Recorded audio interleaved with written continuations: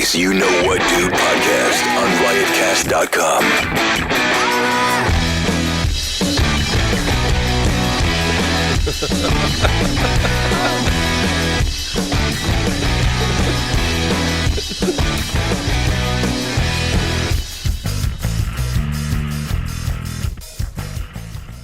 Should we just let it sit there silent for a little bit? People skip through that anyway, and everyone just goes fast forward, fast forward, fast forward. Hey guys, welcome to Riotcast Studios. My name is Albert Charles Kreischer III, aka Bert Kreischer, aka other things, and I am above the Comedy Cellar, and I am guest hosting. You know what, dude? I talked to Bobby yesterday, and I put Bobby on the phone with a guy he hadn't spoken to in 13 years. I'm not quite honest. I'm not sure he wanted to speak to him.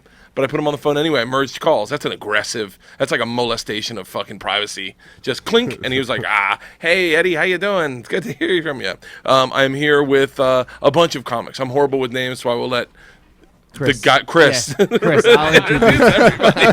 I'll let muscly guy. Yeah. I'm not really that important, so. Chris Scopo. Here you go. To my right, we have The Truth is Back.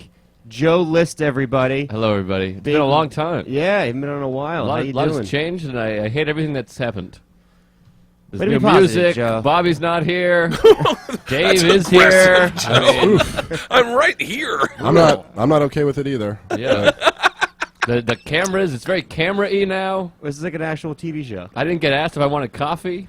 I don't like Joe's fucking green smoothie attitude that he's got. Yeah. It's It's a lot of kale and pineapple and aloe. And they always give me a deal down here because I'm one of 4 customers. Aloe's the weird one. You can eat aloe. Did you know that?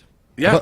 I thought that It's was like supposed for to be your really good. skin. It's supposed to be really good for your stomach if you have it with the pulp. It does the same thing it does for your healing on your skin when you get sunburned for a sour stomach. Well, they say anything you put in your skin is like it's essentially congesting or adjusting. Yeah, What's that that's word? what's his name used to have acid, and you put it in his headband. Who? Jimi Hendrix. Oh, wow. I think you guys are all a bunch of fags. I'll be over here with my acne and diarrhea, drinking coffee like a man. Anyways, that was my intro. That ray of sunshine is Dave Smith, everybody.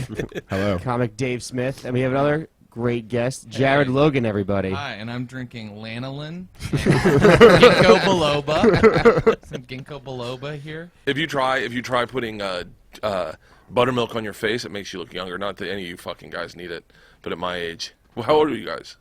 I'm 32. Oh, fucking A new 32. one. 33. I was having kids at 32. 28. 28? I'm 35, so. Jesus Christ. How old are you, Yeah, Bert? right. 42. I moved to the city when I He was good for 42. What are you talking I moved to the looks city great. when I was 25 years old, thinking I'd be fucking famous within a week. I literally was like, this is going to happen pretty fucking quick. And then at 26, I started doing stand-up. Dude, doesn't everyone I think everyone when you start comedy, you do just have this track that's so much faster than what actually, I mean, I guess for some people it works out great, but where you're like, okay, so by 4 years I'll be like a national headliner. 6 years, I'll do my special. I'll have my own that- TV show. At Yeah, 7. it's like, Oh, it's the same thing I do what Tiger Woods did with Jack Nicklaus. Like I will judge my career based on people who like a timeline, this non-existent timeline of where everyone else was Right. and where they got at certain times. Did you go after Eddie Murphy? No. You got to do like Judah Friedlander. Like this was my group. It was Judah, Jim, Bobby, Dane Cook. Like those are the guys I looked at, and I was like, okay, if I can get into that pacing of it was like a sliding scale. Like you could get like a fucking Snickers commercial like Judah, and then you'd be like, okay, I'm good, 125,000. So that was the way I looked at it when I started. Wow. But then I fucking leapfrogged everyone. Yeah, now you're at the top of the entertainment pyramid. Yeah, I mean, I'm the wolf. I was the opposite of that, which is that I was probably so afraid that I won't succeed. Still am. That I'm like fuck it, man. I don't even want to do any of that shit. Be famous, it's garbage. All it is being fake. I and say phony. that about film. People go, "Do you want to get in film?" I'm like, I don't even fucking want to do that, dude. I'm Yeah. happy in television. Yeah, my career is turning down a series of opportunities nobody is offering. Before they offer them. I'm like, nah, I'm not into that. I'm not into the hosting of that. That would be stupid. so it's just I like, don't- oh, hey, Jared, have you met Steve from HBO? Like, no, thank you, Steve. Well, I'm no, not doing it, man. It starts with SNL. We all turn down on SNL in our heads. Yeah. I'm not a character guy. I don't do impressions. I Like wouldn't be it's good. hack. I don't want to get on that show. Yeah, I'm not, what am I going to be, Daryl Hammond? No thanks. Yeah, no silly costumes, man. I tell the truth up there, man. I love. It's an amazing thing how like comedians at like an open micer level, like the lowest level of comedy. I'm sure lots of people are narcissistic, but they will so just discount. You know, it'll just be like, oh, did you see who Lorne Michaels like picked? What an idiot! And you're like, yeah, he probably doesn't know what he's doing. He's only been running the most successful show ever. You know, like I remember when Dane was huge. That was a guy that like comics loved to hate for what I always thought he was really funny, but like comics loved to kind of hate on Dane Cook. And it's like these open mics, be like, ugh, did you see Vicious Circle? It sucks. And you're like, are you not even a little bit impressed that he performed in the round? Yeah. Like, just as a comedian, you don't think that's kind of Sold out. amazing? Yeah. Like, There was a comic, I wish I could remember his name. I sometimes I'll tour with, hey, will you turn my headsets down? I think Bobby's fucking deaf. Jesus Christ. dude, can't hear me, dude. There was a comic, sometimes I'll travel with this guy, Matt Fultron, and we go and do this. It's a great name. The Full Charge, he's fucking hilarious. Full charge. That's what he calls himself, and he's great. He toured with Tosh for a long time, and so we go to Tampa one weekend, and this comic, I wish I could remember the guy's name so I could shit on him, but apparently, like, he was an open micer, and he had gotten drunk and said something mean to me, like said like, oh, that's the way you do it, you know, or whatever about my act, and I was like, whatever, dude. So then he comes back the next time, and he's already got beef with me, and he's like sitting at the bar, and Matt's like, hey, and he's like, oh, I'm a comic, and Matt's like, oh, you gonna do a set? And he's like, no, Bert and I have like a thing, we hate each other. And I was like, I don't even know who the fucking guy was. I don't remember it. But now that he said it, I was like, oh, shit. So all I wanted to do was make it uncomfortable and get in social situations where I was close to the guy and bringing him in tight so that he got to the place where he was like, oh, I guess we're good. And then going, I fucking remember you. And but his guys get in their heads about it, and they'd want to have beef, I think, especially open micers. Yeah. Self-fulfilling prophecy. If you're sitting around going like, that guy doesn't like me, eventually he's going to not like you. I mean, that's just how it's going to happen. Who do you guys hate? Let's go around the room. So many people. I'm not a big Go ahead, Scopo, Joe. I'm not a big Scopo guy. That's me, by the way. No, I do. I've never heard of him, but I'm not a big fan of my dad. He left when I was pretty young. See, I always liked his stuff. I like And his early his comedy stuff. After he left, he got shitty. But, early on, the hitting, that was great. I'm only assuming. Oh, fuck. Well, that got right. weird. Well, that was it, guys. Well, I I mean, hope you guys I don't want to say who I hate. No, I don't hate anybody. I like all of you. Okay, let's put it this way. Let's try to back into this. Okay. Who would you like to see have a really bad set? Any comic who this is my thing, Adam. Any comic who throws other comics under the bus. That's the only comics I genuinely root against. Are like the PC cop comics who will go out and like write an article about how offended they were by some other comedian's joke, or will go and call other comedians like racist or offensive or sexist for, like, if you're in this world, you've crossed the line. I promise you. Like, yeah. Anyway, those guys are the last person I probably shit on publicly. Like, but this is before I had a run when podcasting started.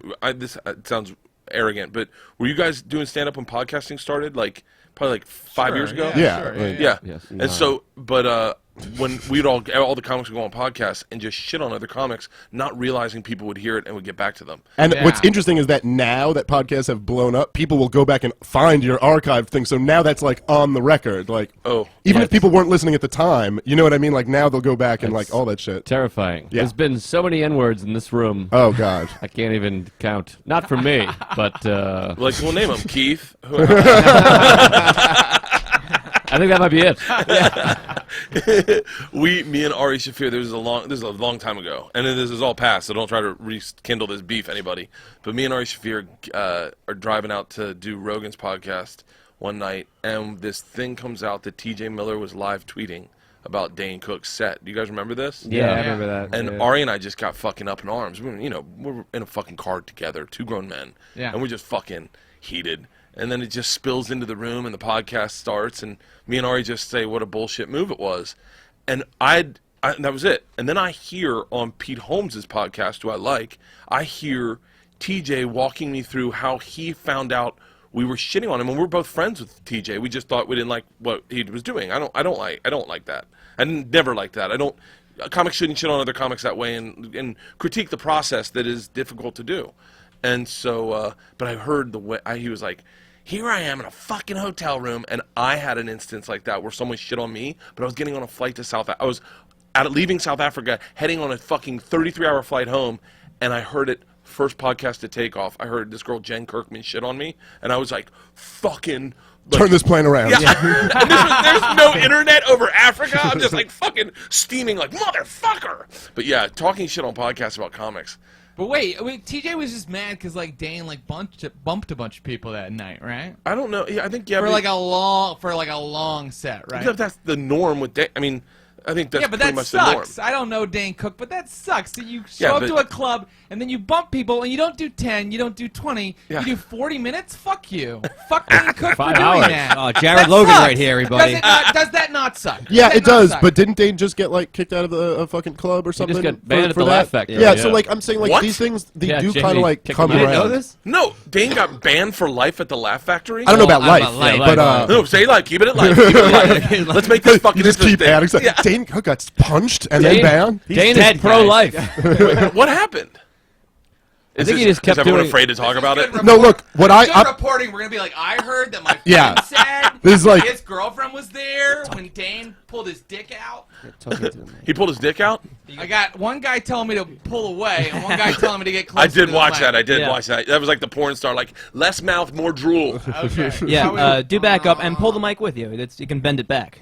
There you Yes. go. There Deepu's we go. concerned about the All camera, right. but he's Yeah. concerned about the sound. So wait, let's get back to this story. So Yeah. how did Dane Cook get banned? well, I've heard this like So, ninth I hand, heard- but I heard it was This is because of good. what Jared was saying. That like Yeah, he I was just heard like he's bumping just people bumping- going too long, He's and they just were like, bumping can't do it. everybody and then bumping that's celebrities. Come on, that's No. really unacceptable. But you're not to do allowed that. to. You're not allowed to ban a guy in your establishment that you allow to do that behavior I heard for he 15 just- years. He's bumping everybody. He would go to like industry shows where people like doing like 5-minute spots for like Fox or whatever, and then just bump everybody. And I think Jamie just got tired of Maybe it. like told him to stop going so long or something like that, and then he did it anyway. I don't know what the details are. So I'm just fucking making the point that fascinating. what Jared was saying. I don't disagree with you. Like that's not a cool move what he's doing, but I don't know if the way to handle it as a comic is to try to like publicly shame him from doing that, or just kind of like I don't know. I get what Wait, you're saying. If you're allowed to go on the podcast and say, "Hey, fuck TJ for coming down on Dane," why can't TJ go on Twitter and say "fuck 'cause Dane" he for didn't- bumping a bunch of people? He does. That wasn't what he was.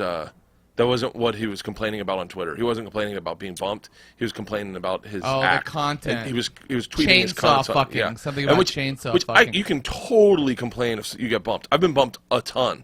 I've been bumped for people that I didn't think I got deserved to get bumped for. But I like the creative process is so delicate that I do have stuff that I'm working on that is not right and it isn't working yet, and it just looks fucking racist or sexist or homophobic, or because I haven't figured the words out and I need to figure them out live. So Eventually, it'll be racist, homophobic, and funny. and But funny, it's- right. But taking my content out of context, putting it on Twitter in less characters than I'm saying it on stage. That's what Ari and I were shitting on. I've already gotten past all this with TJ, but that was what we were shitting on, and TJ was like, "That's not what I was doing. I was upset about being bumped, but it wasn't. That's not how it came out." But you know, I'll argue the other side of the fucking coin. I definitely think that I should be able to go into an open mic in Tampa and do more than 5 minutes. Oh yeah, no. I mean, you So like, let's put it on a scale. Dane is the guy who kind of revolutionized comedy for the way we see the business now. No question. No about that. question. So he does deserve the right on a Monday night to go in and bump guys you've never heard of. Yeah. Now, but I would say that the counter argument is, yeah, it's a privilege that he has Yes. because he's earned it by being successful. But you can overuse the privilege. So and are you then trying you to can say- keep overusing it, and then everybody thinks you're a fucking asshole. So you're saying with which great you power- are if you do that. You are So with are you great power comes get off the fucking stage, you prima donna. So you're saying that Dane is the King Joffrey of stand-up? I don't know him, but shit. someone needs to put a That's got crown meme on written it, all with over a it. hot crown on his head. No, they poisoned Joffrey. They poisoned Joffrey. You're thinking of Poison Dane Cook. Jared Logan said it on this the podcast. Targaryen brother. Yeah. The Targaryen brother got the hot crown. Who's Joffrey? Is he an LA guy? No, I don't. I never mind getting bumped. I like it. I've always, I mean, like, I think when something like, I mean, I remember being like a couple years in comedy and Chappelle coming in, and it's like Stand Up New York, and just like, you know, like that's the end of the show. But it was like, just got back from Africa, Chappelle. It was so exciting, and like, you know what I mean? Like, that's like, if you can't, like, I've heard like some comics, I get what Jared's making a good point. Like, it is a I like thing that you Jared's can't- arguing You want to this be a point, dick too. with it. You Yeah. want to be a dick with Okay, it. hold on, but I let's just take it. wanna say- Let's take it this way. Okay, maybe it's the person you're thinking of that you're getting bumped by, because none of us in this room would mind giving up our spots to watch Chappelle. Yeah. I would. You know what? I would. You're a super famous guy. You come in, all these young guys who are working really hard to achieve part of what you've achieved, and Yeah. you're like, the rest of the evening is mine, gentlemen. And then you do your fucking 3 hours. Well, there's a Every thing- time I heard that Dane and Chappelle were doing like 6-hour shows, I was like, give me a. There's Yeah, no those don't make reason. sense. 6 hour Yeah, shows. that's hard to defend. Yeah. I've never seen Chappelle do less than an hour. I've seen him do 2 or 3 hours usually here. Really? It was a long time, yeah. I've never seen him do like a 20-minute set. Like Rock will do like a 20-minute set, or Seinfeld, or Louis. Yeah, that's great. 30 minutes from Rock. Rock drops by something, he does 30 minutes. It's awesome. I love that. Yeah. And then people don't really get that bumped. Like maybe some people kind of get bumped, but Get it's not shifted. like galling. It's not Right. like he's not acting like a Roman fucking emperor, you know? Yeah. Just going after everyone, Jared. Hey I man, love you it. name The him, I got Romans. a beef. Well, also, some of these I guys like could call ahead, you know, and be like, "Hey, Any of I'm these coming guys there could in an simply hour." call the club. It's just I don't know. I think it's that impulse. I've never bumped a fucking person in my life, but I also don't have the right to. I mean, if I want to do a set, I call the club. I won't call in my avails in LA, but I'll call the club and go, "Hey, I'd like to come in tonight. Yeah. Can you I mean, give me a put you in the muscle out?" lineup. I Yeah. think so. I mean, I guess we're just no one's really arguing. Like we'd all agree. Like if you're like someone on that level, like Chappelle level or whatever, it's like you kind of have a right to like pop in, do a set anywhere. But yeah, I agree that it's like to come if you're gonna make it your 3-hour show, you probably should just call in at some point in that day. Yeah. Just Right, and just you know. forget the ethics of it. You see what happened to Dane Cook. Apparently, he kept doing it and kept doing it until people all got annoyed, and now he can't do it. Carlos Mencia used to do it. That was Yeah. his big thing. Was he'd go in and he'd go in front of it. I think he'd even do it worse. He'd go in front of comics he didn't like and just destroy for 10 minutes and then hop off. And people would be like, "I want to see more of that." Yeah. And then you go up and they'd be like, "Oh, great, Bert Kreischer." Yeah, the crowd used to be a famous guy, and then no one gets up, and you're like, who the fuck is this? I got bumped by Adam Sandler one time, and he didn't do very well, and he only did like 10 minutes. And it was like uncomfortable. It was like watching your dad fuck. It was not cool. It was Wow. like I got up there and everyone was like, he can't do it, you're not gonna be able to do it.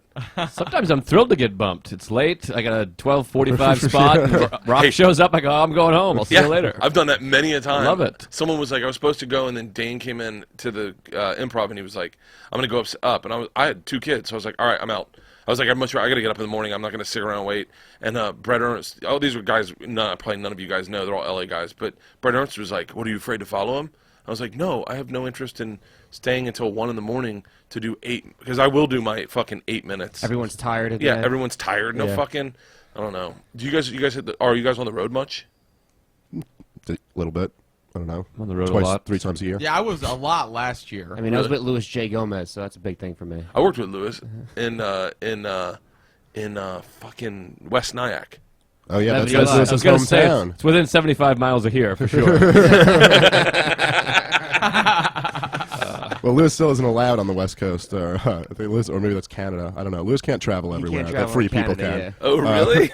Why not? Oh yeah. Well, they beg got him out. priors. They they extort him now. Last time we went to Canada, they made him like throw down like $300 or something like that. For what? Yeah, he got Because turned he's like away. has some weed arrests on his record or something like that. It's like some weird. shit. One time they fucking turned him away. We went to Toronto to do a gig with Big J and Dave Attell, and Lewis got turned away at the border, dude. He had to fucking get on a train and go home. It fucking really I sucks. heard about What do you mean this. turn away at the border? Like oh, you guys drove? Yeah, dude, we drove up in Rebecca Trent's. You know Rebecca? She owns a Creek in the Cave club in Long Island City. We drove up in her van, like all of us. And yeah, they turned Lewis away. And for 20 seconds, we had to pretend like it was a big debate. Like, what do we do here? Should we all go back? No, I mean, I guess probably just you. And I'll go do this theater show at the Towel. Have fun. But, You well, it looks like I'll be doing 20. yeah, right. Oh, dude.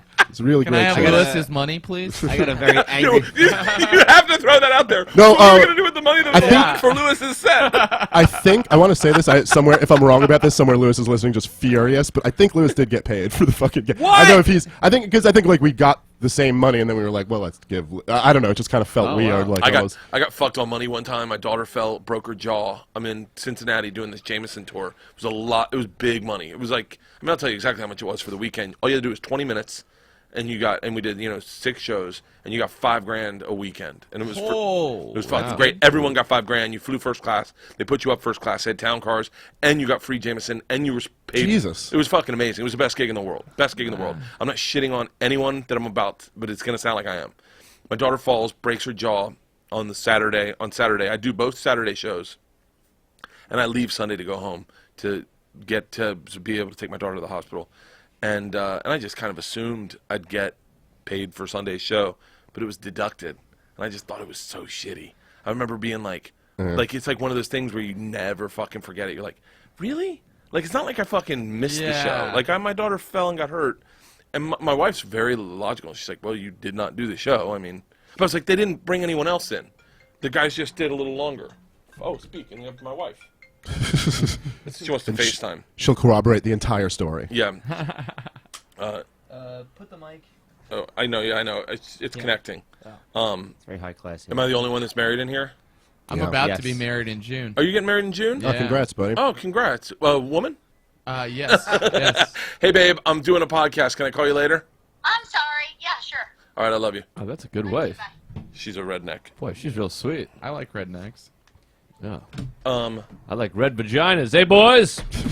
America! red ones. I kind of go for the pink ones. Yeah, red. What happened? They might be Vampire infected. pussy. Did you tenderize it first? When I Well, was the pink is a little inaccurate, too. It's kind of there's a pinkish Hugh? tone, Wait. but No, it's pretty pink. it's very brown, a lot of them. yeah, I agree Very with you. brown. Well, it's not like a neon pink. I mean, It's a like tan. I only make love to black women. Did I mention that? Those are pink, from what I've seen. From the footage I've seen, yeah. I think it's just when it's like another color makes another color pop. I don't think that black places are actually any pinker. I think it's just like the black color makes Right. the Definitely pink pop. makes it pop. You know what I mean? Juxtaposition is what Yeah. I think. It's all about accessories down there. You know, like, you want that pink to just pop out at you. It's like the old Hedberg joke. You get a tan instead of teeth whitening. Yeah, it's a good one. Don't you hate when you reference someone's joke and it bombs? You're like, that's not my bad. It's like, I'm not taking the bomb, Dana. It's Hedberg. Fuck him. Hedberg, take that thing Yeah. down. When I first saw the bomb, Dana, I was like, you can't bomb in a room of people. You can bomb in front of an audience. And but then not you in saw front of- Bobby, and you realized you can't. Yeah, no, he made it real. He made the bomb Dana This a is the real thing. Bomb yeah. Dana, by the way. Yeah, no, I saw. Okay. But I if you expected- throw out a shitty joke, we throw it at you. You got to hold on to it. I expected to see a vagina when I was a kid. It was going to be pink. It's pinkish. Like if you were coloring, you could color it pink. Yeah. But I wouldn't just look at that and be like, that's pink. If my niece looked at a pussy, she wouldn't go, oh, there's a pink thing over there. Wait, It's your interesting niece that is you looking picked your it up. niece. But you got your niece on that one. Oh, she's a kid, is what I meant. A kid. I know, but why your niece? Well, I thought niece implied child. you It's a make- child. It does. It does. I mean, speaking of vaginas, my niece. Yeah, well, she has a vagina, I'm It'd be- sure. It'd only be worse if you're like, if I showed my Boy Scout troop a vagina in a tent. I said to one of my buddies, I tried to do this on stage and it did not fucking work. But it was real funny in the moment. I have a fucking air rifle. When I went camping, I brought my air rifle, and the two boys, like my best friend's sons, were like fucking literally like, I mean, they couldn't get enough of this air rifle. They would have done anything. And I leaned over to my friends. I go, "This is how kids get molested." I was like, "This." I go, right now I've got them in the palm of my hand." And I said it to my friends, and they laughed. So I tried to take it on stage, and it just fucking got creepy. I just changed the wording a little bit. The world's not ready. Yeah, for how to molest a child jokes. Yeah, any Not at all. implication that you might fuck a kid Any implication. doesn't hit. Yeah. Hold on, I'm tweeting that Bert is a child molester. Type it in. Yeah. That makes it real. But once it's on Twitter. Were you any of you guys molested? No. But you Always the bridesmaid, you know? Yeah. No. no. Nah, never I had a molested. guy touch me in a grocery store one time, but he just like put his hand on my shoulder and like gave me like a little bit of a massage for a second. I was like, "Hello," and I was like, "No!" and I ran away and I not got bad. away. So I almost got molested, I think, or kidnapped, or who knows. Just enough to make How you a long ago was comedian. that? That was when I was a little kid. So then my mom, there's a whole story. Where did you grow up? Where did you grow up? Morgantown, West Virginia. I was just. Are you serious? Yeah. I was just in Morgantown, West Oh Virginia. yeah, did you play there? Yeah, they have a theater there that I did. Yeah, yeah. That sounds like a great town to get molested in. Am I right? Yeah. Morgantown, West Virginia. Sure, a just lot of nice. it goes on there. There's not a lot to do. You There's know? not a lot to do, and it's Yeah. all fucking hills. It's so Yeah. interesting. Yeah, it's just there. The school's there, right? The school's there. That makes it livable. You know, the university's there, so there's a little bit going on. West Virginia. Yeah, University? yeah, West Virginia University. Yeah, I love it there. It's I don't want to live there, but I love it there. It's an interesting. It's got West Virginia's got a weird vibe. I had a buddy thrown through a plate glass window in West Virginia, but it's like it's got this real. It's a bizarre state. It's raw. It You know, really I had is this raw. guy who was a journalist, and he followed around during the primaries one year when Obama was running, and he said every place they said, "What's wrong with Obama? Why won't you vote for Obama?" People were like, "You know, we're not really sure where he's actually from." But when they went to West Virginia and they were like, "Why won't you vote for Obama?" They were like, "He's black. Oh, Don't wow. you? That's I We're find. gonna vote for a black guy." They were just openly racist. I find overt racism refreshing in this Yeah, day and yeah, age. yeah. I really do. Enough just beating around the bush. Like, Yeah. you know, there used to be so much of that. Like if you were look at like when like busing and stuff like that came in the 60s, they have like YouTube videos of people being interviewed about it. You can go watch it. People would just say they're racist. I don't want them in my school. I don't want them around my kids. Like there's none of that anymore. Now it's all it's you know like what you say. You got to go We're to West not Virginia quite for sure it. what Yeah. his background He exactly seems he might be is. Muslim. You know, like all that Yeah. shit. It's like just fucking admit you don't like black people, There's and we can all move there's on. a video of a senator saying about how segregation is the way to go in like the '60s, and everyone's fucking cheering. Strom going Thurmond, on. I think, is the guy. Yeah, is the yeah, guy you're talking yeah. about. Yeah, No, yeah. He so- ran for president on a platform of segregation. That was. It's this is what drives me nuts. Is there's this fucking underlying false outrage that happens throughout all of everything that anyone says anything. Like I'm still overwhelmed by the Nancy Grace or not Nancy Grace. Oh, that's why that probably didn't work. What's that girl's name? Nancy Reagan? Nancy I was, Pelosi? I was trying. No, You said someone who was shamed? no, like Nancy Sinatra? Sarah Palin. no, Someone who was never a mind. shamer? Fucking no, but there's like we all know George Bush said the N-word. Like he's said it growing up. That's the truth. But he was president. But no, you know what I mean? Like there's this underlying like I always get upset when I see country stars doing hip hop albums together with hip hop. I'm like, listen, don't lose all the outrage because we know they said the N-word and we know they said it a lot. Like growing up, that's how the South works. Right. I grew up in the South. I heard the N-word a lot. Like not just a little bit, a lot. Now I also grew up in the 80s and 70s, but Where were you in the South? Tampa in All Florida. right. Well, that's Florida, though. Florida's fucking. I was with hillbillies. They didn't really say the N-word that my much. wife's family. We were out camping. Someone brought up Martin Luther King, and my daughter's like, that's her biggest hero. She thinks he's like the greatest man ever. And one of my was a wife's hack. relatives was like, he was nothing but a lying, cheating N-word. And I was like, you never heard that perspective.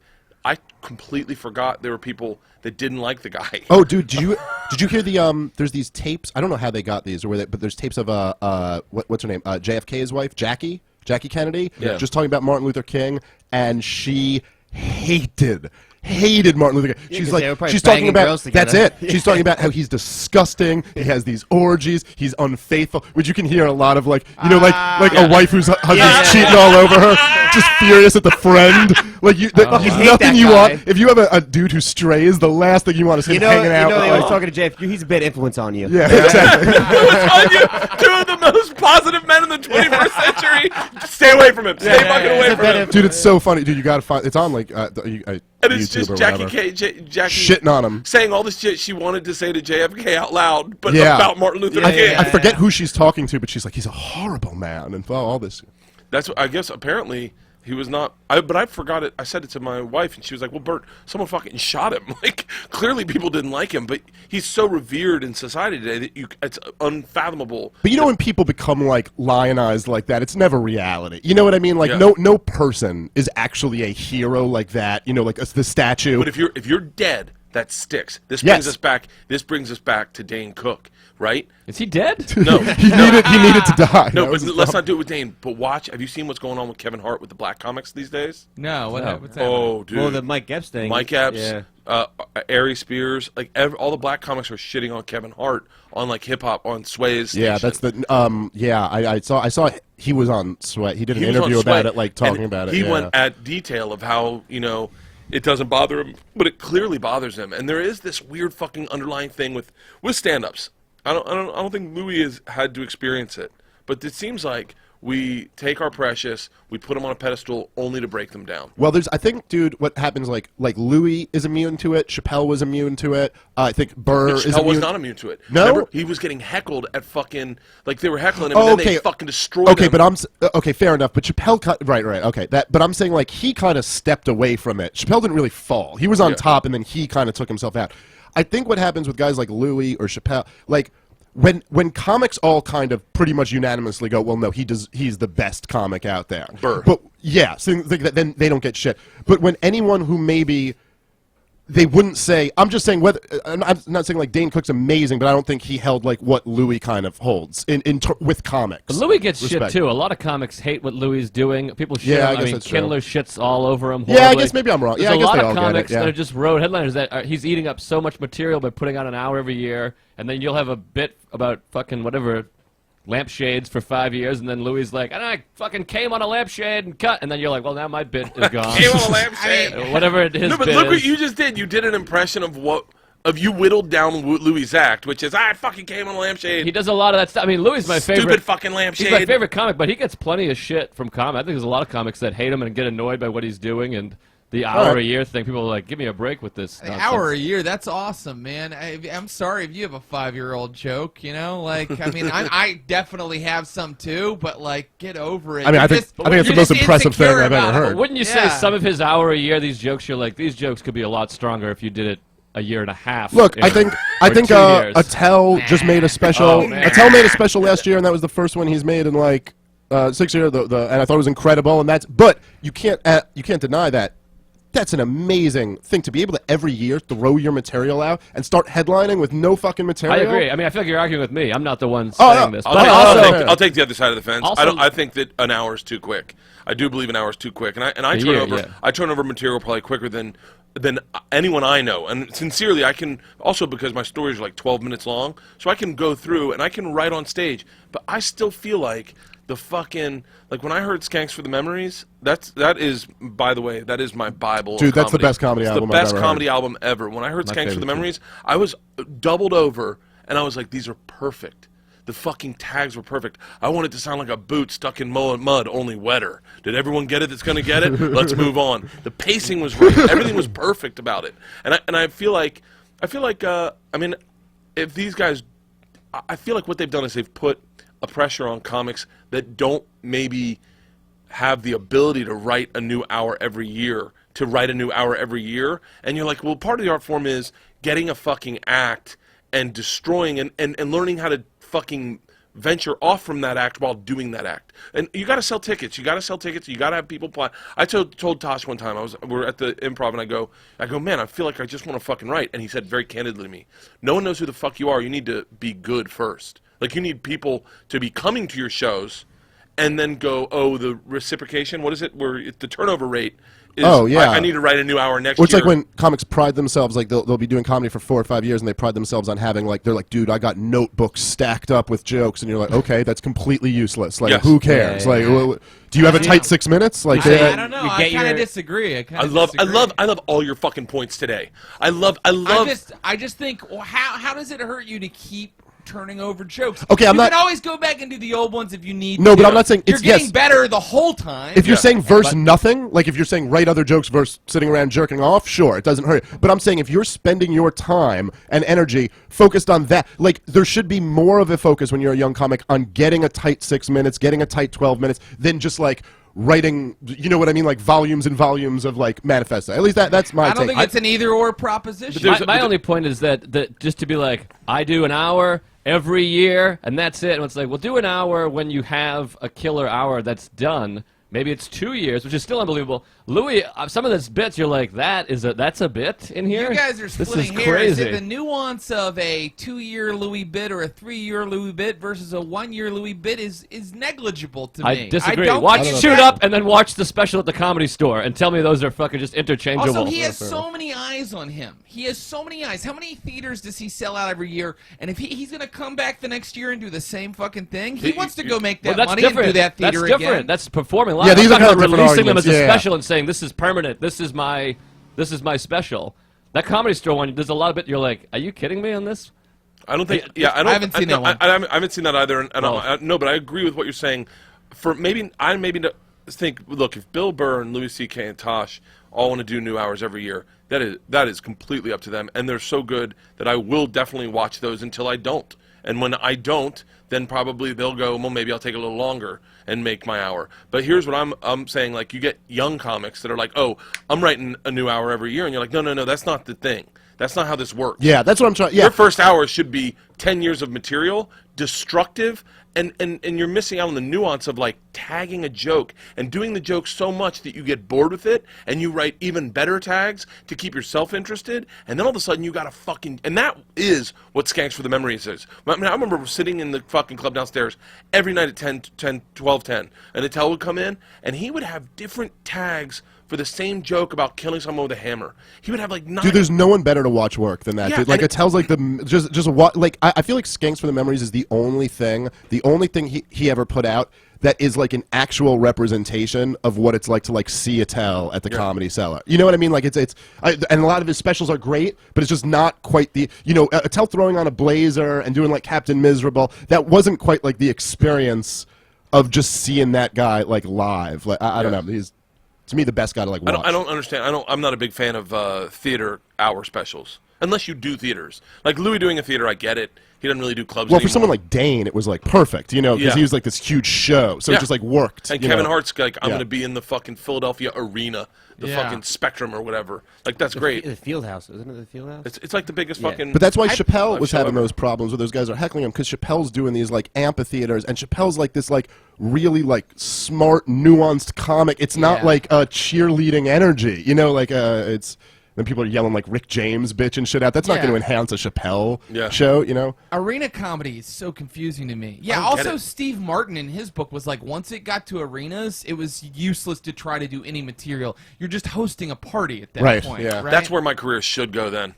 Because I barely feel like I'm doing fucking material. I should just host a goddamn party. I just want to do a cruise ship. Just have a cruise ship and just do, like, have all my fans come on cruises, and then we'll just drink, and maybe I'll do some stand-up. I'll be like, I'm a machine. And I'll be like, How long? yeah. Your fantasy like stand-up is becoming a smaller and smaller part. Like, I think I just want to live on a cruise ship. I was in,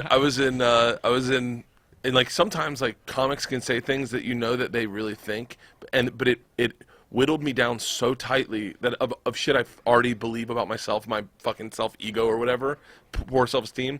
Doug Benson was saying, you could just do your act by just going up on stage, taking off your shirt, killing a beer, and just leaving.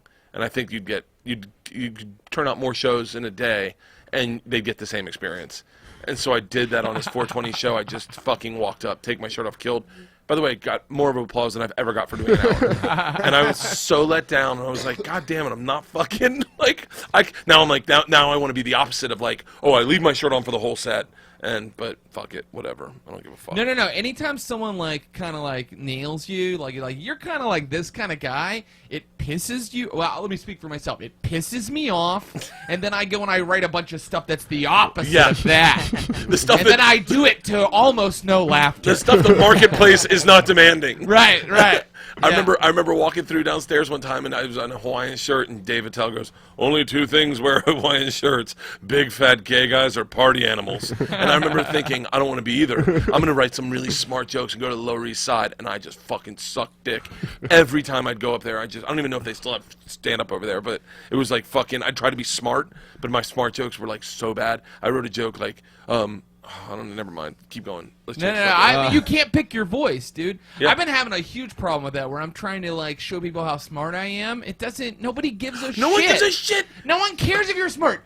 Only other smart people can tell if you're smart, and even they are like, I don't like this guy. It doesn't fucking matter. Yeah, you're playing to like a tiny percentage of the crowd, and smart people always disagree with other smart people, so it's like not even like a thing. You're not even going to win them over. Own the morons. Right, anyway, if you are smart, you're smart. Trying to be smart is useless. It's nothing. Yeah. It's not a thing you can try to do. It's nothing. It's what you said. I disagree with you. What were you going to say? Oh, I was You're kidding. just doing the joke. You said smart people disagree with each other, and I said I disagree with Fuck, you. I deserve that bombadana. No, Ain't taking that one. you should just own the morons. That's not a bomb, though. That was just a...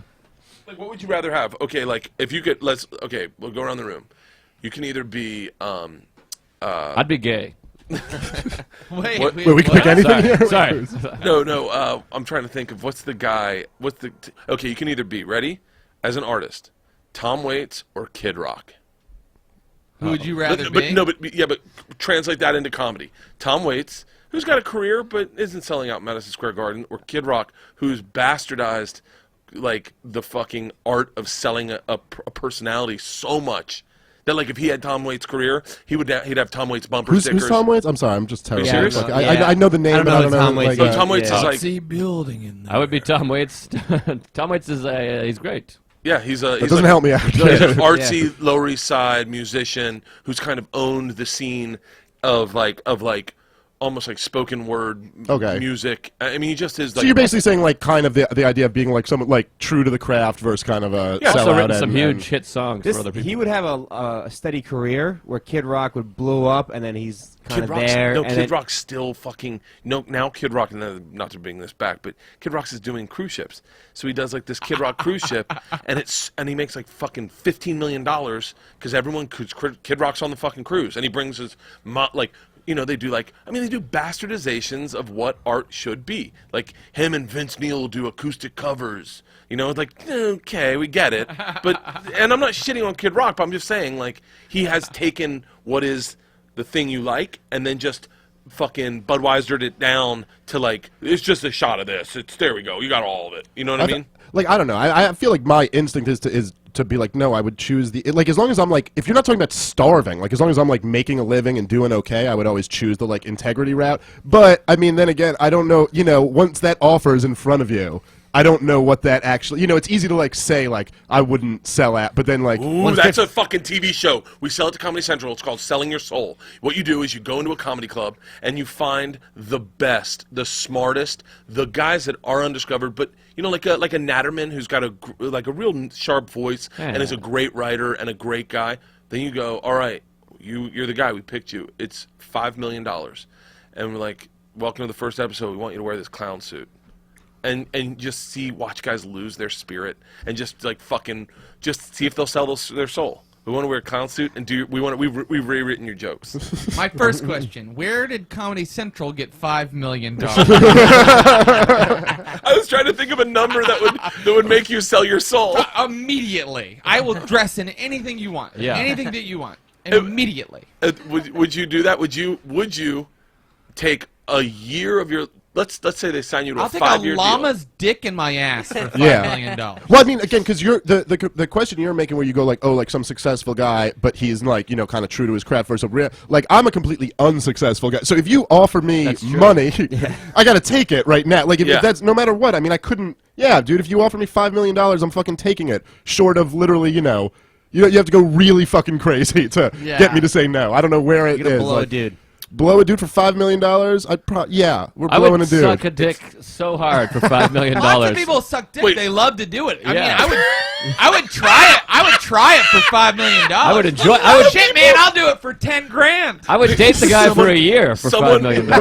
Someone fucking make a shirt. A lot of people suck dick and like it. Yeah. I should try it, right? Everybody should try it. Everything at least twice. I think I would get married. 10 years of marriage to a man. Sex every night for $5 million. I'll just go gay, like Yeah. for $5 million. Like I bang dudes now. I guess that's my thing. Yeah. All right. Yeah, I wasn't that successful with women anyway. What the fuck? Yeah. Why not roll the $5 million buys a lot of mouthwash. Thank you. I think you need more than mouthwash when you swallow cum. Well, Do you guys have any memory wash with this mouthwash? You have, How do you know? You've never done it. You don't know how you feel afterward. Maybe it feels good. Maybe it's nice. Maybe it I don't tastes even need real that good. mouthwash. It probably doesn't taste real good because I know that my future wife doesn't really like to do it. no, I don't. There's not a lot of girls that enjoy the taste. Wait, do you think we could do a show where you gave like, okay, let's bottom price, like just blow a dude one time on camera, but that's your likeness. That's How you many forever. people? How many? Oh, it's you That's forever. one. It's blow. See No. there, and see now you're getting in. Now it's an interesting question because you Now we're don't talking you don't philosophy. want that to be your whole thing forever. Oh, no, that that's you it, blew that's a it. dude. No, And $5 million. $5 million's not going to make you feel good necessarily if you don't get to do what you want to do with your life. Right? $5 million, and you blow a dude on camera on Comedy Central prime time, like Sunday night, 8 p.m., and they fucking air it. It's a 30-minute special of you just blowing a dude. And if you don't blow them for 30 minutes, it just loops, and they get it. Great editors to make just real tight ups. But it's you blowing a dude, and then that's how everyone knows you. Like, I mean, you can drop out of the fucking thing and hope to Kato Kale in it and jump back into the game. When comics, when like the host introduces me, can I say just tell them I've been on Comedy Central? Like they don't have to be like specific. You just you may have seen him on Comedy Central. You may have seen this guy on Comedy Central, and he's not the guy sucking dick. If that's what you're thinking. I think it's so funny they come back to me like 2 years later and like to just follow up, and I'm like, turns out I was gay. So thanks for helping me realize that.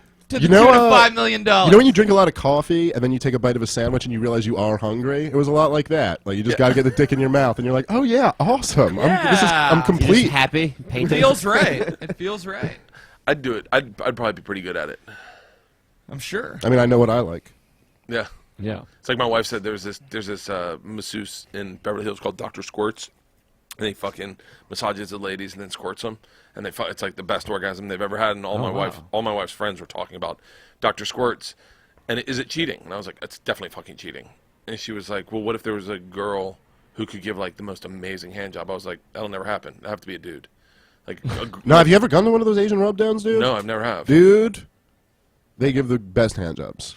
Like, There's technique, the man. best fucking hand jobs I've ever had in my goddamn life. I'm talking about this chick touches your dick, and from the minute she touched my dick, look, the first time I ever did it. Wait, walk me through it. Walk me through it. So Take first me time, from I'll tell you. beginning So it's literally, it was my 21st birthday, maybe 20th birthday. It was like something like that. And my friends were just like, "We're taking you to an Asian massage parlor." And I've never knew this was like a thing before that, or maybe I'd heard of it, but like a rub down massage place. And I'm hammered. And in my mind, I'm like a kid. In my mind, I'm like, I'm gonna go get a hand job right now. I'm hammered, and my hand job, mine is like a girl who doesn't know what the fuck she's doing. Give you I'm not even gonna get a boner right now. Like this is like ridiculous. The Asian chicks aren't even cute. You know what I mean? You're like, but they give you a dope ass massage. I'm telling you, this chick touched my dick. From the second she touched my dick, I was fighting to not come. Because I was like, whoa, I want to enjoy this for a second. Wow. I'm on my back looking up, and I was like, this is the great. And dude, I looked down just for 1 second, and yeah, dude, it's like all types of lotion and this crazy dude. They just, I didn't mean to make my dick look that big. It's not, but they use this kind of like. It was. I looked at it I came in maybe 2 minutes. I looked at it for like a second just to admire what she was doing. It's Good-looking gal, naked. Nope. not at all. No It's titties completely out? mechanical. No titties out. It was. That's what I'm saying. It It's was just literally an organ that they're milking. That's what it was. It was almost like not even sexual. I wasn't like even thinking like sexual thoughts. It was just like, oh my god, this feels amazing. Like Now, does she lead in? Like, does she give you a full body massage? full body massage. First, they take you to this room. They like pour water on you and like do this kind of thing. Then full body massage. Like you're on your back on a massage table. Then she turns you over and she just like kind of like touches your penis. You go, ooh, you like that. Oh, and you're wow. like, and then she just fucking starts jerking you off. Wow. Yeah, we can all achieve this for like $75 or something like that. Let's go right after the show. I'm so on the other side of the fence that I'm like, will point out to when I get a massage, I'm like, hey, I'm gonna take my underwear off, but I can keep it on if you want me to. Like, I'm so afraid they're gonna start jerking me off, and I won't be able to say, yeah, stop. Like, like if someone touches my dick, I don't know if I have it in me to go, hey, please don't do that. You know what I mean? That is yeah. You got to be like if you're like passive at all, that's a tough one to have to. If you don't like buying condoms at Dwayne Reed, you're definitely not going to be able to tell. Or not. Oh, by the way, so I was like 20 in the store, 21. My friends all paid for me because it was like a birthday present, and I had no idea because I'm just not an adult that you're supposed to tip these people because, like, obviously, any grown man, you understand a woman just jerked you off. This is 20. This is a service tip industry. Like you have, but so I just if there's ever been one. So I just like drunkenly stumbled out, like, oh my god, I just got the greatest hand job ever, and I stumbled out and my friends were already done, so they're like out there, and a mob of angry Asian hookers just came storming out. And they go, she work hard, you know tip. You know tip. I was just like, oh, I'm so scared. Just like gave him money. Like, oh, I'm So sorry. funny. You could have been like, well, the service wasn't that great. Yes, I came, but not in the way that I wanted to come. It wasn't There's the kind still of more in ejaculation. there. Was this in New York or? Yeah, it was in New York. It was on, I believe it was, She wants an address. Yeah, just shoot me an address. And I want to say like the east side around the 30s, something like that. It's probably gone though. Maybe. It's probably. I mean, There used to be one they don't above last. Stand Up New York. Really? Oh yeah. That's gone. That's been gone for a long time. Has any of you guys ever been with a prostitute? No, but Not on the record. Now. Now. Would you? Well, no, you can't now because you're getting married. But would you? No, I wouldn't do that. Married's the opportune time to do it, right? Why would you get a prostitute when it's not that hard, looking like any type of fugly, idiotic guy to just have sex, especially if you live in like New York City. Look, I was a lot fatter than I am now. My interests were like fucking The Hobbit, and I would go out and get laid every once in a while. So if I could do it every 4 or 5 months, anybody can. Why would you need a prostitute? You live in a different time. I mean, when I was single, you had to meet someone. Like, you couldn't just swipe right or swipe left. Like, things are so easy to get laid now. There's fucking no one did internet dating when I was single. That was like you were a pariah. Only the fucking creeps did internet dating. But now I look and it's like I would love to have Tinder and just swipe and be like swipe. Oh, you swipe. You basically swiped and said I'll fuck you. Like, that's ultimately what it is. Oh, that'd be fucking amazing. And I think there's just like just because it's just been around longer, like the like hookup culture or whatever you call that is just so much more like intense now. Like whatever the level of like girls kind of like demanding this, and then you get pussy. The this, and this just gets less and less and less. Like each year, like girls are at least I think more down than ever to just like go on Tinder, meet a dude, and go fuck him. Now you just need a podcast. Huh? You just need a podcast. You could come up with a podcast called Fucking, meeting brand new people and having sex, and probably people will be like, I want to do it because people want to be famous, and they'd be like, so when is this? Can I retweet this? I would love to. I mean, I don't want to get back in the game. I want to stay married, but I just think it would be so easier now to get laid. I had such a hard time. Yeah, no, but I never did any of that online dating stuff. You just go talk to girls after shows. If you're a comic, honestly, you meet the most people. I've never done it. I've been I'm like a not relationship guy at all. Like I've been single for the majority of the time I've been in comedy, and I've never done the internet. I mean, comedy kind of does facilitate this. Like you're out at a place where there's like drinks and girls like every night. You do well on stage. It's and pretty that's easy. that's the other thing is that you kind of. Well, for better or worse, I think, at least for me, ever since I got in comedy, it's like, if you do well on stage, like, there's no better representation of me. I feel like there's no better way to, like, hit on a girl It's your resume. than after she saw me do well on stage. Like, that's the best. Yeah. I'm never looking better at, like, some bar. So you know what I mean? So why even go there? Oh, you know what else helped was having the absolute lowest standard on who she was, what she looked like, and what she had to say. There's a caveat in this fucking equation of yours. Oh no! Again, I need to clarify. I'm talking about that I got laid about every 4 or 5 months, but it had to be just a dragon from hell. Oh, I had high standards. I had definitely high standards. Oh, dragon from hell. Good for you. You're right though. Like fucking coming off stage, there's no better sales pitch than like. This is me in 12 minutes. Yeah. Hey, what do you guys want to do now? And I mean, but I'll tell you what, I think it's the downfall of good comics is when you start getting pussy-minded and you go to the road to go get laid. I mean, I worked with a guy who's like, I mean, he just does the exact same set every time, tight as fuck, 20 minutes to the time, and he only does it because he gets laid. And he's like 55. I worked with him. He doesn't look 55. Spends his days at the gym, not writing. Rich Voss? No, but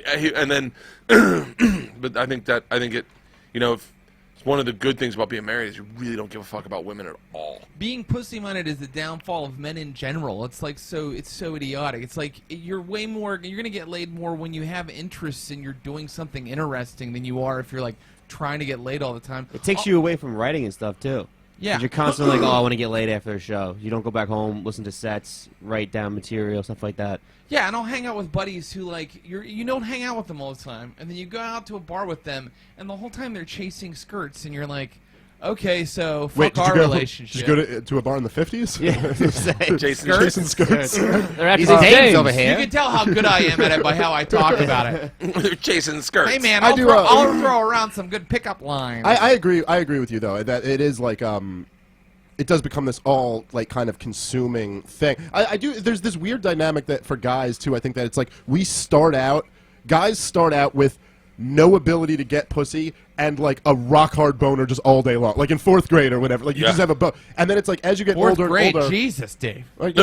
I remember that. Startup. Do you remember when you just get boners nonstop? Like for no reason at all, you just get a boner and you're like, what the fuck is this? I have a boner right now. But I know why. Do you guys haven't you felt like in your life like it like look, dude, I remember like if you're dating a girl when you're like 17, 18, it's like you want to fuck all the time and you have to convince them to. As you get older and older, it's almost like girls want to fuck all the time, and I feel like guys, and there's science to like back this up, like girls' sex drive explodes in like their 30s and shit like that.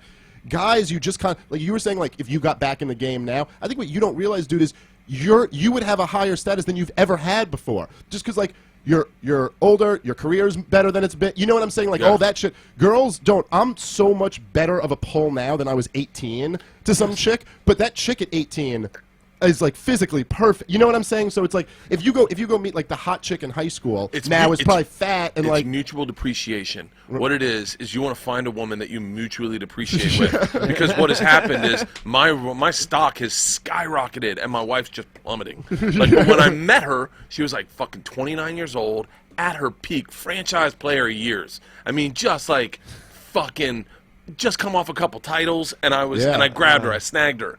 But I had a small franchise, and I started building, and I started selling tickets in the fucking... Now, it's like now, and I don't think my wife appreciates that. I don't think she appreciates that I could score chicks hotter than her on the road. I don't think she appreciates that at all. Like, well, that used to be like, that's kind of like the deal, I feel like, that marriage used to be, right? Like, it's almost like, all right, you commit to, like, you're with me for life, but I'll give you, like, you know what I mean? You'll get this, like, hot pussy now. Yeah. But then girls almost, like, took away that part of the deal. It's like, oh, well, you can just get hot pussy now. Yeah, what a sour fucking deal. What a sour fucking deal is like, I'll give you this hot pussy at 29, and then...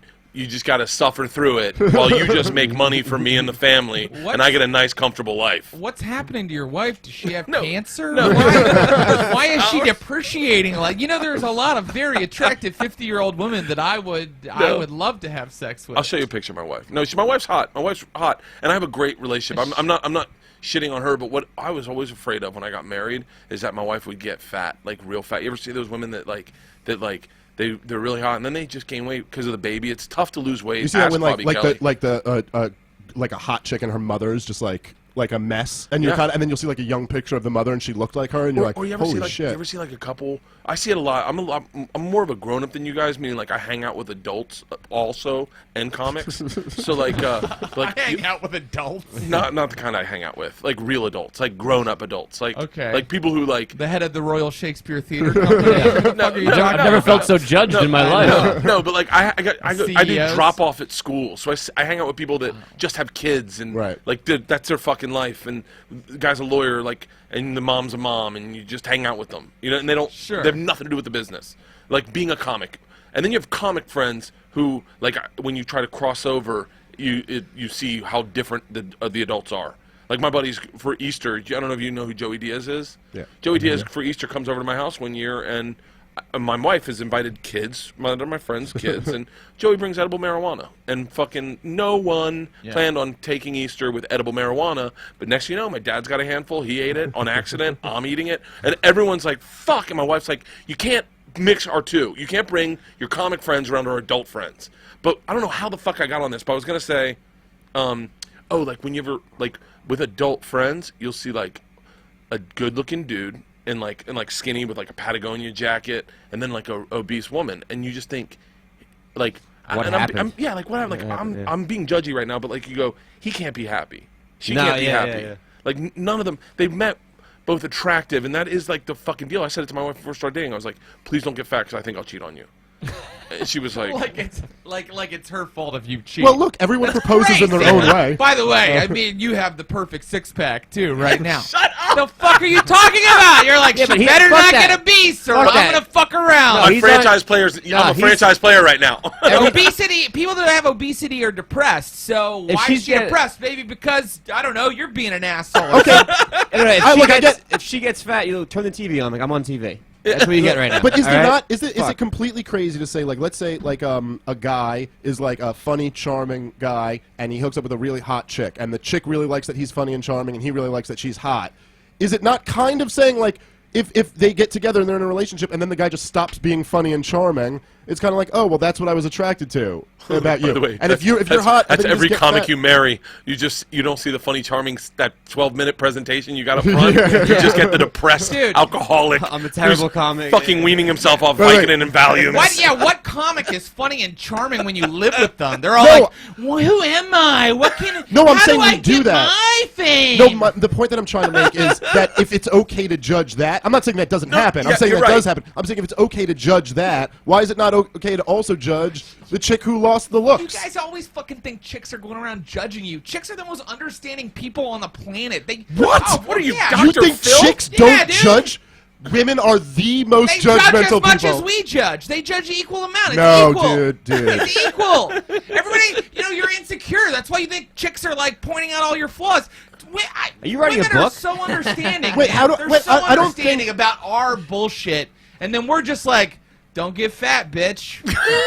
You better not get fat. But I wasn't having like a fear of women judging me. I'm just saying, in a relationship, with, Yeah. like if a woman's hot and then she loses her looks, is that not a legitimate grievance? If that's your every- main priority, every I mean, woman's gonna. Why does that have to be but the no, main but men priority? men are visual animals, and that is the truth. Men are visual animals, so we are attracted to what we see, and women get a connection differently than men. They don't look at their guy like fucking love that body. I don't know. I don't barely. I don't know if I'm accurate on that, but there is something to be said for the fact that everyone's gonna get ugly.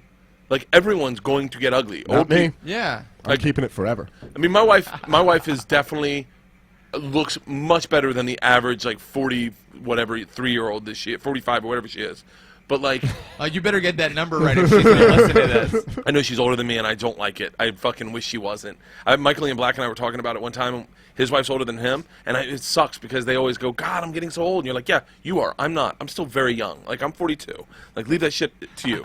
But but like, everyone's going to get ugly and get old, and everyone's going to get ugly. And I think what maybe men are doing, or and I'll just say me, but I'm not cheating on my wife, but it's just like trying to hold on to your youth, because women grow up quicker than men. Like it's like at 11 or fucking Emotionally, you're saying. 13. It's like Yeah. they kill the little girl. They kill the little girl. You can't look at a woman these days. You can't see her as a little girl playing with dolls. You just see a woman, like a woman who carries herself. Like, but you look at boys, like I can see you as a little boy right now. Yeah. Like I can It's an see the little interesting- boy. it's a in really you. interesting thing. Yeah, you can. Like I don't know. There's something about guys that there's kind of just like they are who they are. You know what Yeah. I mean? It's like our cards are just kind of on the table. At the like, second, like 5 years old, you get a set of cards, and that's you forever. and your cards are always there, and they may get a little better, but they're pretty much that's it. What about the crying? That's very a little girl thing to do. When your girl's, something happens, she starts bawling. I'm That's going to say childlike. this. I'm going to say this, and don't jump on me, but I'm going to say this out loud. I think it is so sexy when my wife cries. Like when she cries, it's like the purest representation of her soul. That's why you're in love. That's vulnerability. You love her vulnerability. Whereas when you're dating people and they show vulnerability, you're like, I can't. I gotta get out of here. I'll see you later. You shouldn't have you shouldn't have that's a shown weakness in front of me. I Gross. think there's a gap between the two thoughts there. To think crying is sexy. I To don't me, like think my that Bert girlfriend's enjoys my her girlfriend's pain. my girlfriend's crying. I'm like, I love you and I want to help you and make you feel better. I'm not like, yeah, fucking No, cry. I get turned on. yeah, No, I like your she best. needs him. That's Yeah. that's sexy. When what she does is her lip. is kind that of the like, sex? That's the appeal of it. Is that you're like I don't know what she's it is. desperate or something? I find it so attractive. Like, well, you Like, said she needs you. I mean, what Does is it the? have to be desperation? I find it Well, a so need- What is sexy. she usually Everybody cry needs over? people. What? What does she usually cry Like over? like she like. I mean, I probably can't say why, but like not like Maybe a if she fight. listens to a podcast that you wrote. She might bawl. Your weight threats, You said perhaps. I was 45. I'm 43. See, like adults don't get this. Like adults, lawyers don't get to sit in a fucking room and talk to people like this. Like just totally free, offending people on the internet. I'm sure throughout. I'm sure there's a fat shaming website that's just fucking lighting us up right now. How dare yeah. you? But I don't know. My wife cried when her cat died, and it turned me on. Like it was just like the look. It's like a very pure. Like I don't know if it's vulnerability, but it's like fucking raw. And like her lip does this thing, like where she has like a bigger top lip, and it kind of like folds a little bit, like just, and I just fucking turns me Man, on. you're kind of turning me on. I don't That's our know. new website, womencrying.com. Oh, I wouldn't mind. There's that website. There was where you just look at people watch people have orgasms. Have you seen that? No, I haven't It's like seen it. I forget what it's called, but you just go online and you just see the people's faces as they have orgasms. It's all girls, a couple of dudes in there, but I've seen the compilation. They Yeah. did the compilation. yeah, I saw the online. Yeah, compilation. yeah. It's pretty interesting to watch people have an orgasm. Oh, Just I love it. I'm silent. I think I make like a fucking sniper face. Like Yeah. I was talking about this the other day. Like, I think when I fuck girls, I'll make some noise, but I think it's all for them. Like, when I fuck a girl, when I come, I'll be like, or something like that. But, like, when I jerk off, I don't make a noise at all. Like, I'm just totally. fucking silently come. It's training. It's training. This It's is just for Pavlovian. them. Yeah. If you think about it, I've thought about this for fucking 15 years. But I'm really quick during sex. I've always been quick. But I think that's our training. Our training is in a bathroom, tight, quick, silent like a sniper. Like just you can't make noises because you're gonna get caught. You don't want to get caught. You want it to be quick and fast. Whereas women learn sexually with a partner most of the time, and they learn it's like totally different. Like my wife has sex and she is sharing something where sometimes I feel like I've got my ear to the floor, like listening, because that's the way I was trained. Yeah, no. I mean, it's like, and then you're like, I wish she would make more. Can you moan and do something for me? Like, let me hear your enjoyment, and then I'm like, like silently 3 pumps. You know what I mean? Silently. Like, if my wife makes too much noise, I start having an orgasm immediately. Like Yeah. if she starts going, I'm like, okay, well, stop it. You gotta be quiet like me. right? That's hot. Yeah. Yeah, All right. I agree. Another Yeah. double standard. Love a noise. There's another double standard. Yeah. She said to me one time, she's like, when you have sex, it's like you're at the dentist. Like you just stare at me in my glasses. So she has these hot glasses I like when she wears. She's the one getting the filling. Am I right, boys? Gross, Joe. Hey, do you want to That hold on to makes this you for a a little bit? What do you guys think about Jameis Winston? Who? What happened with him? The quarterback. The quarterback new? for Florida State. What Was there a new story? No. Well, no. The He's- girl that he was accused of in 2012 is now filing a personal lawsuit against him. It Why wasn't- doesn't her dad just go with some of his friends and cut all his right fingers off? I don't think Well, he did because it. that's vigilante justice, and it's illegal. That's what I in the do. United That's what I States of do. America. That's what I you do. would I go don't- to I don't- prison. But for how long? You just cut some fingers off. I don't think he did it. I think she's trying to get shit out of him. You really don't think he I did really it? don't think he did it. Yeah, no. He could fuck any I chick don't know he any wanted of at the Florida details. State. Yeah, but that's What- never. You can't say shit Eh. like that, dude. I mean, look, I'm just saying. Like, Yeah. I don't know the details of the case, but the defense of he can get whoever he wants isn't a good I just- defense I for don't rape. know. Lots of rapists yeah, are what like if high he profile. wanted that girl and she said no? Yeah, Bill Cosby could get lots of pussy. I mean, it doesn't like there's lots of rapists who are like at high. I don't know why. have I just good don't have. standing. Yeah, No, he maybe did it's not I just true. don't think Maybe he it's did You not don't true. think he did it? I just don't think he did it. Yeah, I don't know why. Most rape victims, I mean, a lot of rape victims don't even report. So the ones that do report, they were raped. No, that's not true either, dude. That's not true either. It's Look, true. dude, you can't just say the ones who report are raped. Like, so that UVA chick wasn't. 0.001%. No, that's not true. lying. You're completely wrong, dude. There's actual studies on the range is from 2 to 8% to 47%. There's been a lot of studies done on this, but no one says women make up rape a lot. Dude, that false rape accusations are a thing. I know several friends who have had false rape accusations against them. I also know several friends who have been raped. I mean, but that is a real thing. Dude, this UVA chick, Tawana Brawley, like things like that exist, dude. Like that's they ruin people's lives. You can't- The Duke lacrosse kids? You One of can't- the Duke lacrosse kids. Patrice went to jail. Something like that. Was a kid. Something like that. Yeah, it was a very Saying that. with I a think his similar was. thing. I think his was statutory. His was the fact that she statutory, was yeah. younger. Yeah. I don't remember the exact. I heard it. No, on he was opinion. underage too. He went to like juvie. It wasn't statutory. It was that she said it was. Yeah, but he went to consensual. big boy jail for the summer. Okay. Oh, Yeah, but maybe he that's didn't what do was. it though.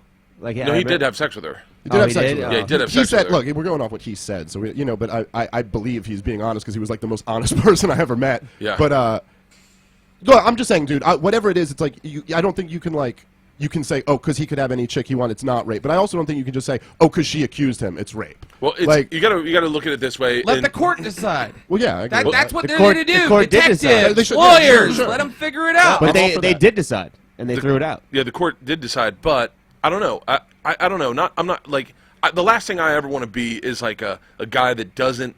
Because I'm a guy and I've been in weird fucking situations, and I've never been accused of rape, but like I can only imagine. But I've raped. But I can only imagine weird situations like that, and I don't know what's going on. And I hate to be the guy to jump off. Like when the Duke lacrosse thing went down, I was like, that didn't happen. I knew that in my head. I was like, for some reason, I was like, they didn't rape that girl. That was fake.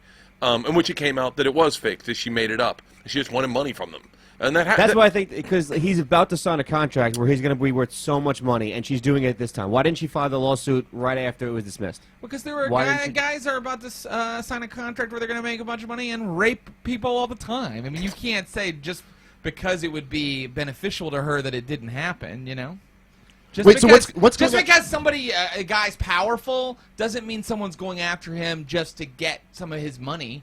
I think Powerful guys are more likely to rape. They feel entitled. Well, They I think feel, the drive for power, you could argue, maybe is something. You know what I mean? Like there might be a correlation, and almost like the type of Right. person who's got. You know, There's a lot of it's powerless men too that want to establish power over anybody. Yeah. I think what you're saying is accurate. I think that, I think that you have to take with the fucking weight of the world. When a woman comes out and says I've been raped, you've got to take that with the weight of the world because it is so much fucking paperwork.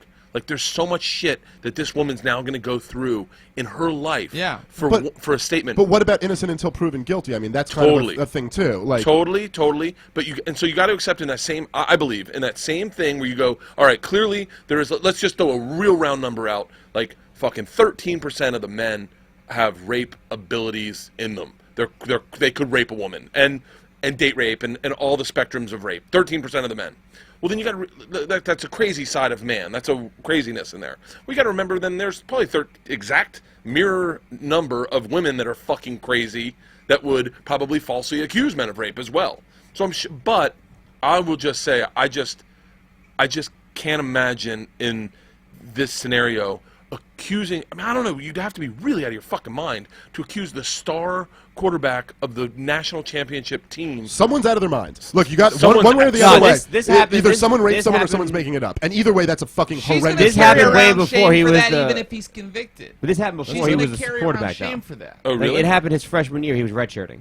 Oh, He was on the really? team, but he wasn't the star quarterback. Oh, okay. Well, dude, Okay. I also do. I agree with like what Jared's saying. That there is a lot of shit. Dude, did you see the it's not a TED Talks, but it's like one of those type of present. You know that's like the thing now. Yeah. Just those presentations like with an earpiece on a big stage. But Monica Lewinsky gave. Yeah. He's like, There I'd was say a- there that was a TED fucking. Talk. That was a Oh, TED was it a Talk. TED Talk? It was a That TED Talk. fucking hit home with me, dude. I didn't when see you it. for a second put yourself in this fucking poor girl's shoes. She's 22. Okay, the most powerful man in the fucking universe. Something no woman could resist. Like no, you know. And Yep. by the way, the feminist outrage is so quiet against Bill Clinton. It's ridiculous. But she's like, dude, I was humiliated. She said she wanted to kill herself from just being so mortified that she is. Imagine being a 22-year-old chick and you are the slut of the world. Like that's what you're known at. Like, I mean, I don't know. It really hit home with me just for a second. Being I like, didn't see it. I man, wanna see it now. that must have sucked. I'm gonna watch that too. When I Hey, first didn't she say she hasn't had a job since? Well, I don't know. that? I don't know about that. I don't know. Maybe she talked about like the struggle. Now she seems to be like kind of like okay with that. But you do for a second. You're like, oh yeah, well we're all making jokes. Man, she was 22. That's got to be fucking tough. You're just like a completely under the radar person, and pariah. then all of a sudden, Yeah, you it's know, right out of college. They don't shit you did out everyone of college. fuck you did the thing Yeah. that you're not supposed to do. People talking and about the that's fucking jizz on America. your dress, like You- details. You You know, like make like the stupidest decisions when you're 22, man. Nothing I Yeah. did when I was 22 was smart. It was all garbage Yeah. decisions. When I Scopo first- decided to do comedy. Yeah, for example. When I first moved to LA, I had a TV show and I lived in this house in the hills and I thought I had it fucking made. I felt like I had everything going for me. And I remember coming home one night and my roommate, Matt, was sitting on my bed with Monica Lewinsky. And I walked in and I was like, I used to, cause I'm a big drinker, but I didn't like walking through the house to go to the refrigerator. So I used to keep beers in a cooler in my bedroom because I didn't know the other two roommates that well. So like, dude, you don't got to qualify it. I'm a drinker too. You want Yeah. some beers in your bedroom? I'm with good, you. good. So I'm ready to you fucking- were an alcoholic. Was and so I walked in and I was sitting there and I was like, holy shit. I mean, like really like it was like seeing a great white shark. You're just like, what the fuck? And we ended up just sitting around having beers and sitting on my bed. And he was like, yeah, you know, and she was such a human person that you just totally forget about it. It's like the shit with Trayvon Martin or Michael Brown or any of these guys. You totally forget. Like people may go, well, fuck, his parents didn't do whatever. You totally forget they were someone's little kid, like just like anyone else. They were just a little kid that had dreams, and Michael, like, and that's the one thing that I get hooked on is that the humanity of people, you just disconnect. I think it's something about being in comedy. I always felt like just within the first few years, there was something very interesting about that. Just whatever it is that you kind of see some famous people or whatever, you know, whatever. There's just like Chris Rock coming by the cellar or something like that. But you just kind of do get, you're like, all these people you watch on TV, you're like, oh, they're people. It's just a weird Yeah. kind of like lesson. When you just know someone from TV, it is. We do that with the audience too. Oh, They yeah. think Our jokes are just like the crowds don't like this. This hits, that hits. Yeah. They suck. They're good. They're hot. These are human beings. You're They're absolutely made up of right. a bunch You of human dehumanize beings. them. Yeah, it's just one You unit. do dehumanize them. You forget that their opinions are maybe valid because they're humans. Right. Yeah. You It's just like- think of them as this fucking coverall piece of thing that came to see you, It's Like, a weird thing. And it's all like your perspective. You know, like you get lost in like it's like what suits you. Did they like the joke or not? I remember like being in a sales job before I started comedy, and like people, you know, it's just like you get this attitude. It's like, oh, that fucking cunt came in. She talked to me for 25 minutes, didn't buy anything. Yeah. And you're like, oh, but is she really a cunt? I mean, she's just a customer of yours, and Yeah, she you had some just questions. Maybe you you guys didn't have- do a very good job Yeah, selling it. yeah. How many like- times have you fucking done that to people? What? You go in a store, look at shit for like Oh, 10, 15 exactly. minutes, Yeah, and then, yeah, exactly. yeah. And you're like, yeah. no, she's not a cunt at all. You're just only seeing this from your perspective. You know, like. That's why Twitter and the shaming on Twitter is so fucked up, because it's like nobody has to look someone else in the eye and say you're a bad person. You 'Cause see it's what- harder to do it. That's when you see what people really are, though, in a way. Oh, you know, oh. you see like what humanity really is when you don't have to. Look at the chat threads on fucking YouTube. If that is the canary in the mine for race relations, we are fucked. Yeah. I mean, it is just like. I mean, I remember me and this guy Tom Segura. I don't know if you guys know Tom. Tom and Yeah. Tom You're and I throwing everybody out that's pretty famous, by the way. no, but Tom's not fucking famous. Tom's And amazing. to comedy, though, man. comedy. Oh yeah, I guess in comedy. Oh, but I always think there's two groups, New York and L.A. And there are guys that I know in L.A. that I don't know if you know, but like, but Tom would be one of them, and his wife. I Yeah. wouldn't know that you know, but they do have a popular podcast. But like, Ari Shafir bridged this divide 2 years Yeah. ago. Yeah, he really did, We're now didn't all he? one Yeah. community. Tom and I would read chat threads of this joke I had on YouTube. I had to take the chat thread out. I had to take the fucking joke off, and it wasn't even that bad of it. It was a very hacky joke. It was that I was driving to the venue that I was performing at, and I typed in "keep me off highway," so it took me through Compton, and I said take. I didn't realize it said take a left on Crenshaw Boulevard and punch it, go go go. It was a hacky joke, but like it. what was funny was that so. And the joke was titled. This is back when you. I mean, I feel like I lived in a different generation of comedy. This is when, in order to get views on your YouTube page, you'd put something volatile so people would click it. So it was just titled. It was just titled "Black People." So black people would click it and then watch it. But what they were really upset about was that Crenshaw doesn't run through Compton. So they'd be like, "This cracker motherfucker," and then white people would just attack them and go, "He's just trying to make a point," and then Asians would jump in and be like, "Fuck both of you guys, you're both garbage." It was fucking fascinating, and so Yeah. we'd read it back and forth to each other and be like, "This can't be how people feel." It is. Now wait, it do is you think it's interesting. really what people are really like, or do you think that they heighten themselves when they get online? No, That's I think what I think. I think agree. They It's- heighten their. No, yeah, I do. Outrage. It's this like kind of It's not it's not so much saying what people are really like, but it does. It's kind of like a Lord of the Flies type thing. It's like if you remove all the you're removing the constraints that Yeah. usually keep this part of people out. There's what it is.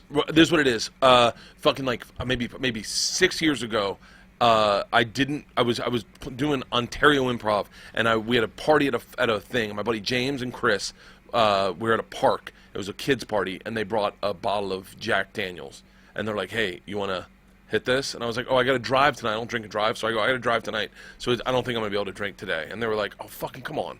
And they're like, "If you don't drink, then we're gonna look like shit. Like if it's just us drinking." I was like, "What can I tell you? I got to drive tonight."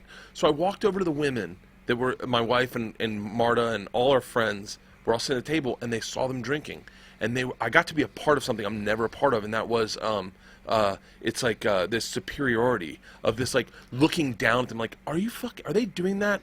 And I got to be on that group. I'm never in that group. And it was so fucking empowering to just fucking shame them and be like, I don't get it. And they're like, "You're not drinking." And I was like, "I know. I told them I didn't want to do it. It's a kid's party." And they're like, and they were doing it about James specifically. And I was like, and it was so interesting. It was such a fucking like intoxicating feeling. Yeah, dude, this is like, I mean, I don't mean to say like obviously this is like a small level, but this is like how things like the Holocaust fucking happen. Like, dude, people get in to fucking judging one group of people. Like Yes. it's like a fucking drug, dude. Yeah. Like being righteous and superior, it's like it's something you got to fight in yourself. You got a man. It's booger like- right here. Oh, sorry. The whole fucking show.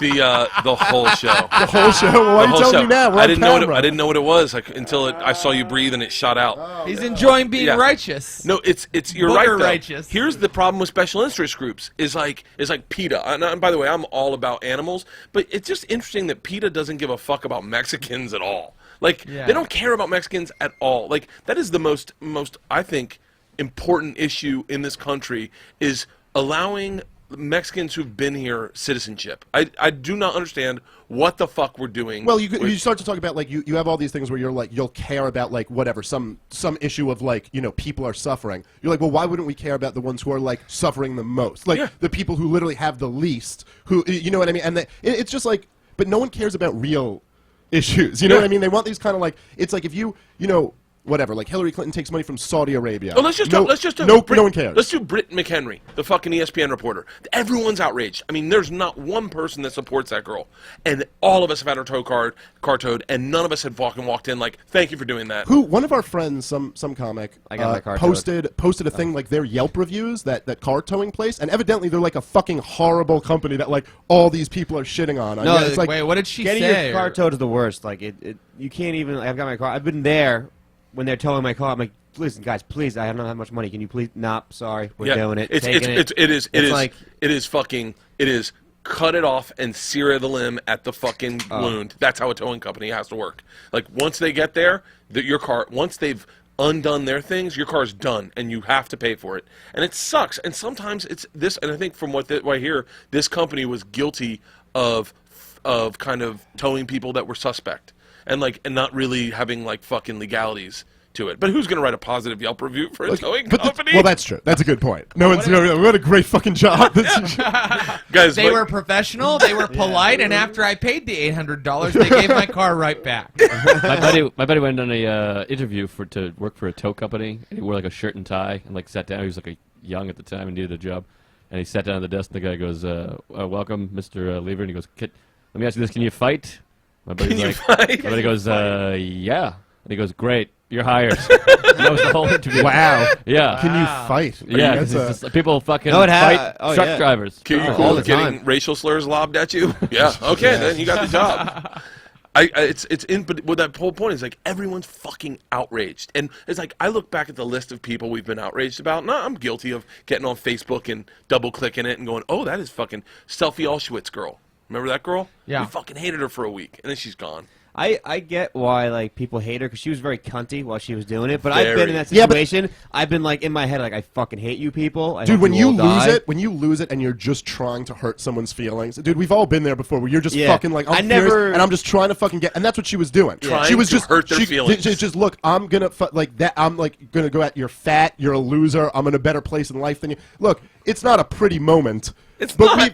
we've all I've lost our definitely done shit it. before. I've lost my Like, shit. Yeah. I've Come definitely on. lost my I'll shit. tell you that story, but I saw the Westboro. Is that what it's called? Westboro Baptist. Yeah. Yeah, they were. This is when the Michael Sam, right? Yeah. He's the gay. Missouri, yeah. football player. They were like protesting. I didn't know Westboro Church was just bullshit. They're just like a bunch of goofs. It's like it's almost like theater. They're just lawyers trying to get people to sue them. Yeah, they're just idiots. I thought they were real people, and we were in Missouri, and they were driving by, and we saw them. So I was with Tommy Johnigan, and I was like, I'm gonna get out the window, and I was like, "Fuck you, you fucking piece!" I got so angry, I go, "You fucking faggots!" And I called them faggots, and I was like, well, that was. Yeah. There goes that point. I guess You guys are nothing but a low-life bunch of... I was like, oh, I just completely flipped. That, Oh, dude, that's so funny. I'm worse than you. They weren't even using that language. Oh, fuck, man. But I was trying to, that's the most hateful thing I could come up with. Everyone's done it. I was very lucky in that I got tape recorded young in my career by the New York Times. I didn't know I was getting tape recorded, and once that happens to you one time, you're done for the rest of your life, and you choose your words very wisely in moments like that. One time What'd you say? Just talk shit about Florida State. It was when I was in college, and I said, listen, off the record, and the guy was like, oh, of course. And I said, look, the school's being a bunch of fucking cunts. Like, I don't know if I said that, but a bunch of assholes. The teachers are being fucking backstabbing. 2 of them aren't going to graduate me now, and they won't let me redo. And I told it all. I wrote about it in my book, or a little bit, and I got tape recorded. And I called my dad, and I was like, he can't do that. And he goes, buddy, he can do whatever the fuck he wants. He's like, you're in the public eye. You welcome. It's interesting. We've welcomed this Big Brother. Everyone was always afraid of Big Brother. We've almost embraced it. Like, ooh, let's take our celebrities and let's fucking see how they react in bad. I mean, look at Punk'd. The fucking people. They tried to tow Tracy Morgan's car one time, and he was not cool. Kanye West was about to kill somebody. Yeah. Remember? And we all giggle. And then when it happens in real life, we're like, fuck that cunt. She's such a piece of shit. She's just what we knew. It's like when getting bit by a snake. You knew it was a fucking snake. She's a hot chick. This is how she's been her whole fucking life. She hasn't had to interact for much, and when she does, she loses her shit. I had the girl from, we were talking about Saved by the Bell. The girl, Stacy, oh no, from Clueless. Stacy, the black chick from Clueless. Remember the movie Clueless? Yeah. She, one time I was in a spin class, Sure. and she took my bike. I had to put my stuff on my bike, my thing, my shoes, my water, and then I went over to get something, and I came back, and it was on the floor next to it, and she was on the bike. And I said, whoa, that's my bike. And she goes, no, this is my bike. I said, my stuff was on that. She goes, oh, I moved it. And I went, no, that's not how that fucking works. Yes, you moved it. That's what I'm saying. Yeah. Like, it And was she there. was like, no, this is mine. And it was interesting to me, she didn't have communication skills at all. She didn't have any communication skills on how to interact with this situation. All she knew how to do was go to the defect of cunty bitch.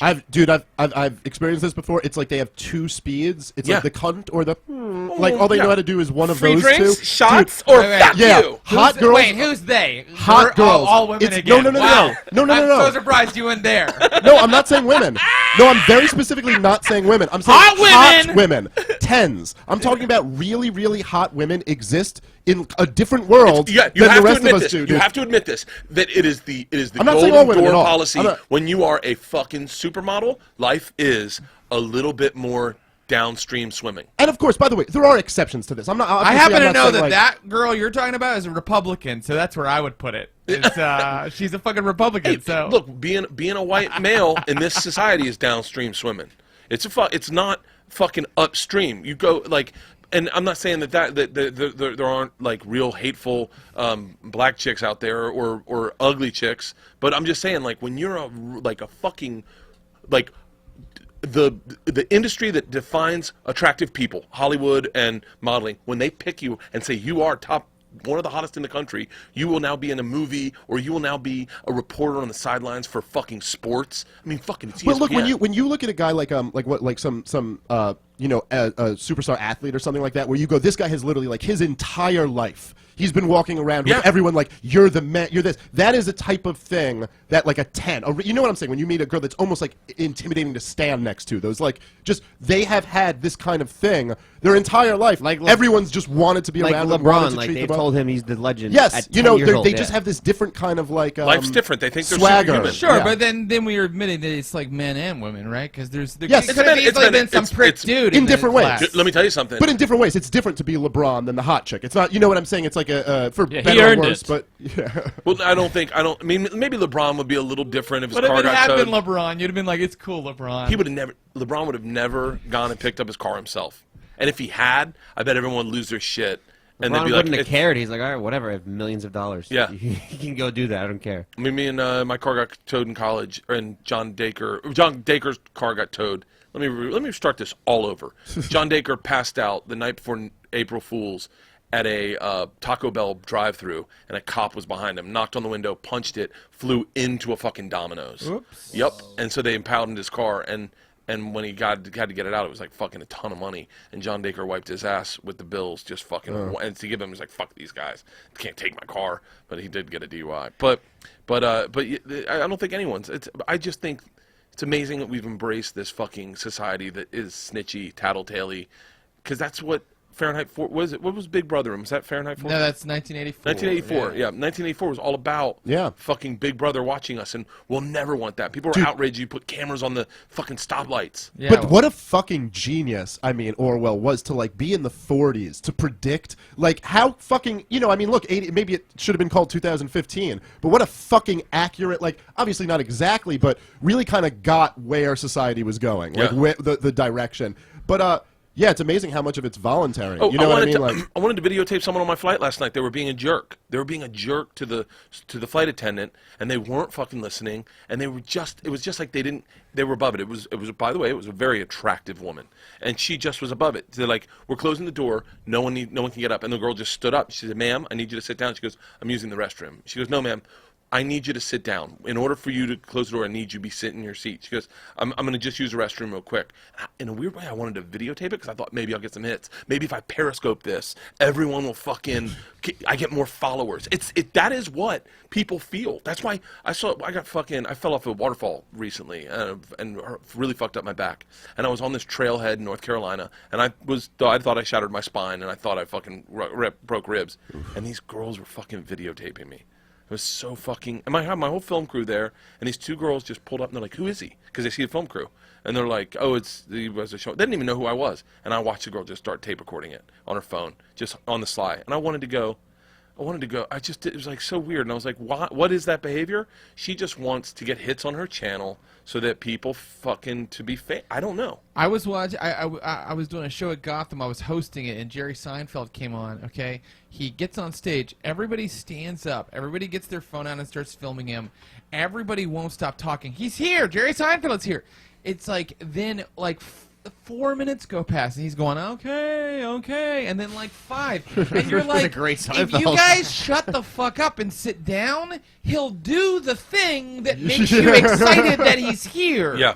But they don't connect it to that. Oh. It's all just capturing that they are somehow touching it. So strange. Periscope's going to fuck it up. Yeah. Periscope's going to fuck up shows. Because people will just start Periscoping so they can get viewers, hey guys, I'm Periscoping Bert Kreischer's Hour Special.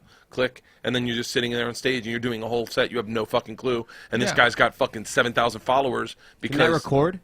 Oh, it does record. Yeah. And so then that'll be someone's set. You're live streaming your sets. That will happen. I guarantee it. And then when you do what Patton did and say, remember everyone was outraged at Patton because he fucking told some heckler off. Yeah. And everyone was like, fuck Patton, how dare he? And I think Patton had to fucking apologize. But people tape recording sets, you're not allowed to do that. This is my art. Patton Oswalt, he explained himself, but he did not. I don't think I think he didn't need to apologize, and I don't think he really apologized. Okay. I think he just explained what had happened, He was like, come on. Yeah. I used to sit in the back and want to tape record everyone's fucking set just so I could listen to it at home. When you're trying to figure out comedy, I definitely recorded one of Attell's sets. I sat back. I had my recorder for my set. I was like, I got extra time on here. He's doing 15. I just clicked it, and I walked. I can tell you exactly where I was. I walked down 1 block west of 6th Street.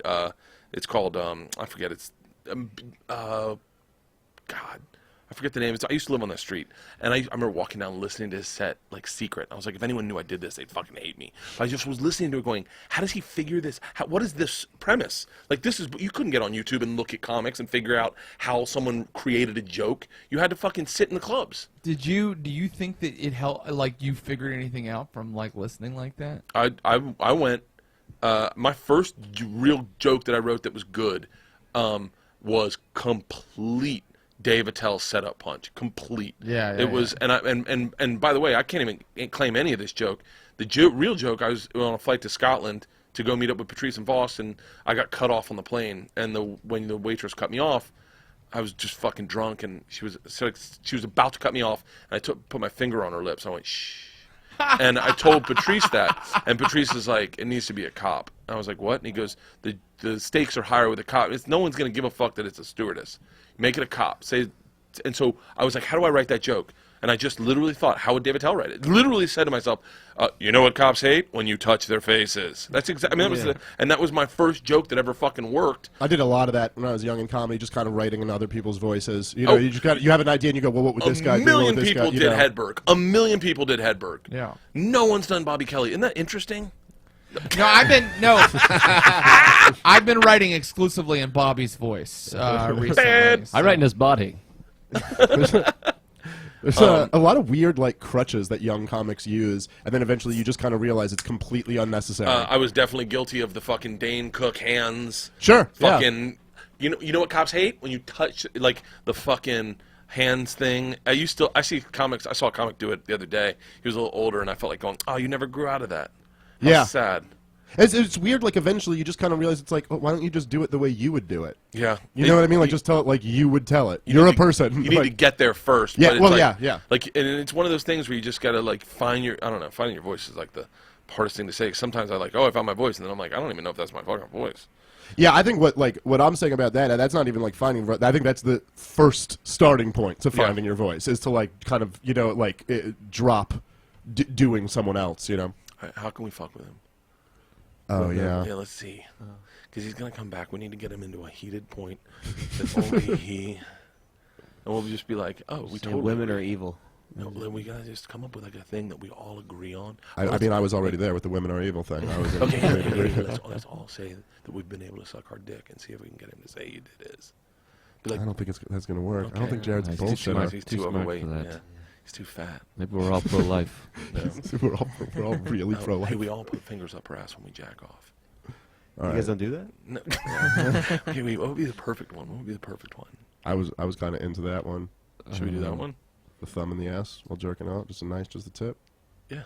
Okay, and you bring it up I casually. don't know why I say it like He's I'm not gonna convincing go- my ass. You bring it He's up not gonna casually, go and for I'll this. just chime in, and we'll all chime in together. Just no confidence. He's not going to go for this. Then what's it going to be? I don't know. It's going to be something more ethical. Let's just say What's unethical about let's putting a say finger up your ass? No, My it body, my choice. would have to be like a... Bobby Kelly is calling you right now. oh, boy. Oh, okay. Oh, Wanna shit. just be- Put on speaker. Thank you. Fucking Bobby, Hello? are you watching? Yeah. Yeah, I'm watching, and you guys are whispering into microphones. Hey, Bobby, we'll call you right back. Hey, what were you talking about right before this that I thought was interesting? What were we on? Thumbs in our butts? Oh, Thumbs yeah, in yeah, butts? yeah, Oh, we right. masturbate. Yeah, we've all done that, Bobby. Isn't that crazy? Have you ever done that, Bobby? I heard you. Set this up, dum-dum. Hey, fuckface, he just got back in the room and the setup was happening right now. And if you heard us set us up, why wouldn't you join in and be a part of the fucking gag? Oh, shit, sorry. Because sometimes when you use the word dum-dum, it's accurate. I don't like how much better you are at hosting my show than I am. No, it's because no, I'm not better at hosting your show. But I am really having I never get to hang out with comics I don't know, and so it's fun as fuck to feel like it's like an open land. It's like a whole field of interesting subjects I can talk about. Yeah, but none of those guys would come on when I asked them. But when you were hosting, they all came on. Well, I'm paying them all. I've done the show with you, Bobby. You're doing a great job. I've been watching for the last. It's riveting. Hey, Joe, want to speak up a little bit? I've had some great lines, buddy. Okay, I know you're going to say that. I love you, buddy. You're the best. I love you too, Bobby. I'll talk to you later, buddy. I think that was for me. I'll see you later. All right, I gotta get going. I have fucking upfronts. Me too. But anyways, we all jerk off with our thumbs in our ass. How about you, Jared? I've had a woman put her thumb in my ass, and it felt like I'm taking that 50% victory for us right there. We got a thumb in the ass out of it. 50% victory. Wait, you had a woman. Why would she put her thumb like she was hitchhiking? maybe it was her index, to be honest. Yeah, sorry, I can't hang with you guys. You ever hear one of my favorite jokes of all time? Gary Shandling. Because every time I have sex with my wife, she always yells the same thing. Not in the ass. And I'm always like, honey, it's my thumb and my ass. Gary Shandling's fucking talented. I'd like to see more of him. love He's the- got to be like 70-something now. He's dead, isn't he? No, he can't be 70. I bet he's 60s, though. Early 60s. Oh, so are you guys going to keep going when I leave? No, I got to go, too. I got Okay. to... Do you guys want to all plug stuff real quick? Grab your phones. Talk about your dates. Guys, I'll be on another podcast in an hour. I'm not gonna lie, that's literally all I have. Do you have podcasts so goddamn much? Yeah, a lot Legion of of Skanks podcasts. last night, this today. I have another podcast. By the way, it'll later ruin today. you. It'll ruin you for road radio. Like when you go do Bob and Tom, it's not like a podcast. And they just want to stick Yeah. like Well, radio it's, thing. well, they want it's one of the things. It's a different muscle. I remember first doing Rogan's podcast, thinking I was going to have to do bits, and I just got on and we just kind of rambled, and I was like, oh, this is fucking awesome. And then you go and do like real press, like, and they still want bits. Dude, road radio is wrong. They're always like, go ahead, do your bits. And I'm like, we can just talk. It'll be super funny. There's nothing worse for a comic than doing your bit in some other capacity than stand-up. Like, There's- it's made for that, Yeah. not for like It's really beautiful though. Like, and I don't know, this might be dead. I don't know, but like there was a period where you do radio and you do bits, but they didn't know you were doing bits, and they just thought you were the funniest person in the world until you had to come back and you were like, did I mention my black friend's name's imaginary? And they're like, what? And like, never mind. Let's promote anything to promote. I have a podcast called Bertcast. Check it out. I got Jim Norton on last week. I have Kurt Braunholer on this week. all you guys, if you come out to LA, you're more than welcome to be on my podcast. Awesome. Please let me know when you come out to LA. Just hit me up and go, hey, I'm here. I love the podcast because this was a fucking blast. I had a fucking blast doing this. Yeah, dude. Yeah, It was thanks great. for I've been having us, a big fan of yours. It's No, nice this to is fucking meet it's you, dude. cool that we. It's what's cool is that everyone like there's no. It was like everyone had their opinions and no one. It was like no fucking glad handing. It was just fucking fun. Because there's no fucking women here, hey boys? Yeah, bitches. What do you guys? Any dates coming up? I got an album called My Brave Battle. It's Fuck yeah. on iTunes. Please get it. I'll be in Side Splitters in Tampa this weekend. Oh, and really? Then, yeah. And, Was this coming out not this week? Well, it's on next TV, week. I thought. We're doing all this TV horse shit. Oh yeah, Bobby's watching. that's right. Is Bobby gonna come out? I think so. And then May 7th to the 10th. Is that better? I'll be at Go Bananas in Cincinnati. Come It's a on great out. club. That's yeah, a great it's one of my club. favorites. I love it. So come. May 7th Do to you the tour 10th. with John again at all? I did for a while, yeah. He's the best. I worked Yeah. with him in Penguins in the Quad Cities. I'd never seen him before. Yeah. And it was like when I was probably young at headlining. Maybe I was like 28, 29, maybe 30, and I just thought I was a monster. And I was a monster hack, I think. But I was murdering. And I was fucking walked into the club and I met this little kid with glasses who looked like he's fucking rapeable, like just molestable. and I was like, watched Nice. him go on and he fucking like flamethrowed that room. And I was sat in the back and I was like, oh shit, I need to start writing. Like I was like, fuck. And then I hung out with him all week. He didn't drink at the time. Yeah. He didn't do anything except fucked a porn star once. And he told me that story twice. And then and then I had just hang out with him. And he's a fucking talented He comic. just shot a pilot. It was unbelievable. Oh my God! What Yeah, was the it's pilot's exciting. name, Nancy? It's called Tommy. No, He's muscular now. He's not a little boy looking kind He's of muscular? Anymore. He's got muscles He now, looks man. great, and he's about to have a TV show. May 7th through 9th or 10th, I'm at Stand Up Live. Next week, I'm in House of Comedy in Minnesota, then Levity Live in West Nyack, DC Improv, Chicago, Helium, fucking Virginia Beach, Pittsburgh, Addison, Houston, the night before Addison. God bless. Go to bertbertbert.com. I got Bobby's dates real quick. No, let's go. Let's wrap it up. All right. Here, let me read Bobby's dates. Yeah. Oh, wow, look at this. Bobby is at the Moon Tower Comedy Festival in Austin, April 24th. He's in Laugh Boston, May 15th-ish. He's at Salt Lake City at the 50 West Club, June 18th. The Treehouse, Sports Haven, New Haven, June 27th. August 7th, he's in Governors in Bohemia, New York. And August 8th, he's in Governors in Brokerage, Belmore, New York. And go to BobbyKelly.com or R. Kelly. What's R? He didn't. Robert Kelly Live. Robert Kelly Live, and buy his merchandise. I'm sure he has triple XLs. Nothing? Oh, no. I guess I'll just own this. It's good seeing you guys. Very truthful. Hey, thank you guys for doing this. Thank you for letting me hang with you guys. I had a fucking blast. Like I said, if you're ever in LA, everyone hit me up. Come pop me on my podcast. All right. Yeah. In essence, anyone want to parting words? Oh, I guess I'll just plug Legion of Skanks. Check that out if you don't. We got Oh, I'm going to try to get on. Yeah, we'd love to. We were talking about that the other day. Lewis was telling me he was trying to get you on or whatever, so that'd be great. I watched the full episode with Sam Roberts when you guys had him. Oh, yeah. It was fucking, that was...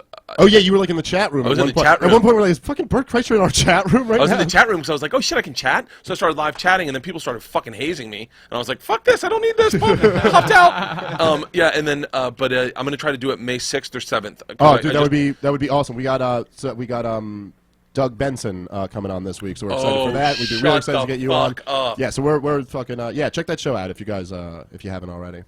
It's a lot All of right. fun. All right, everyone. Be good to your... Did everyone plug everything? Yeah, we got everything. Joe? I think so. Good, Okay. I'm good. All right. Thank you guys for doing this. God bless America. If you were outraged, remember, all emails go to robertkellylive@gmail.com. I love you. Add us all on Periscope. You've been listening to the YKWD podcast. Thanks for listening. Now go back to your shitty jobs. Shitty jobs. Shitty jobs. Check out riotcast.com for all of the best podcasts on the internet. And they're all free.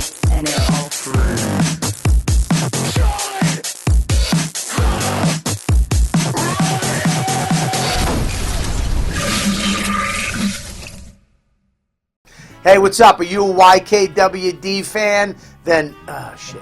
Hey, are you? Oh God. Are you doing what? Are you doing 3, 2, 1. Are you gonna 3, say? 2, 1, and just go. Are you gonna say action? No, just go. All right, ready? Here we go. Ready? 1, go. 3, 2, 1. Why did you say it like you were gonna say go? Fucking forget it. Are you a YKWD fan? Well, prove it. My 1-hour special, live from the Village Underground, is available right now at robertkellylive.com. And it's the fucking motherfucking unedited fucking motherfucking version, bitches. That's right. No fucking beats. So go to Robert Kelly Live right now. And what are you making faces? That was perfect. You know what? You fucking. So go to robertkellylive.com and get the special. It's only $5. So go there now. robertkellylive.com. You guys couldn't do that?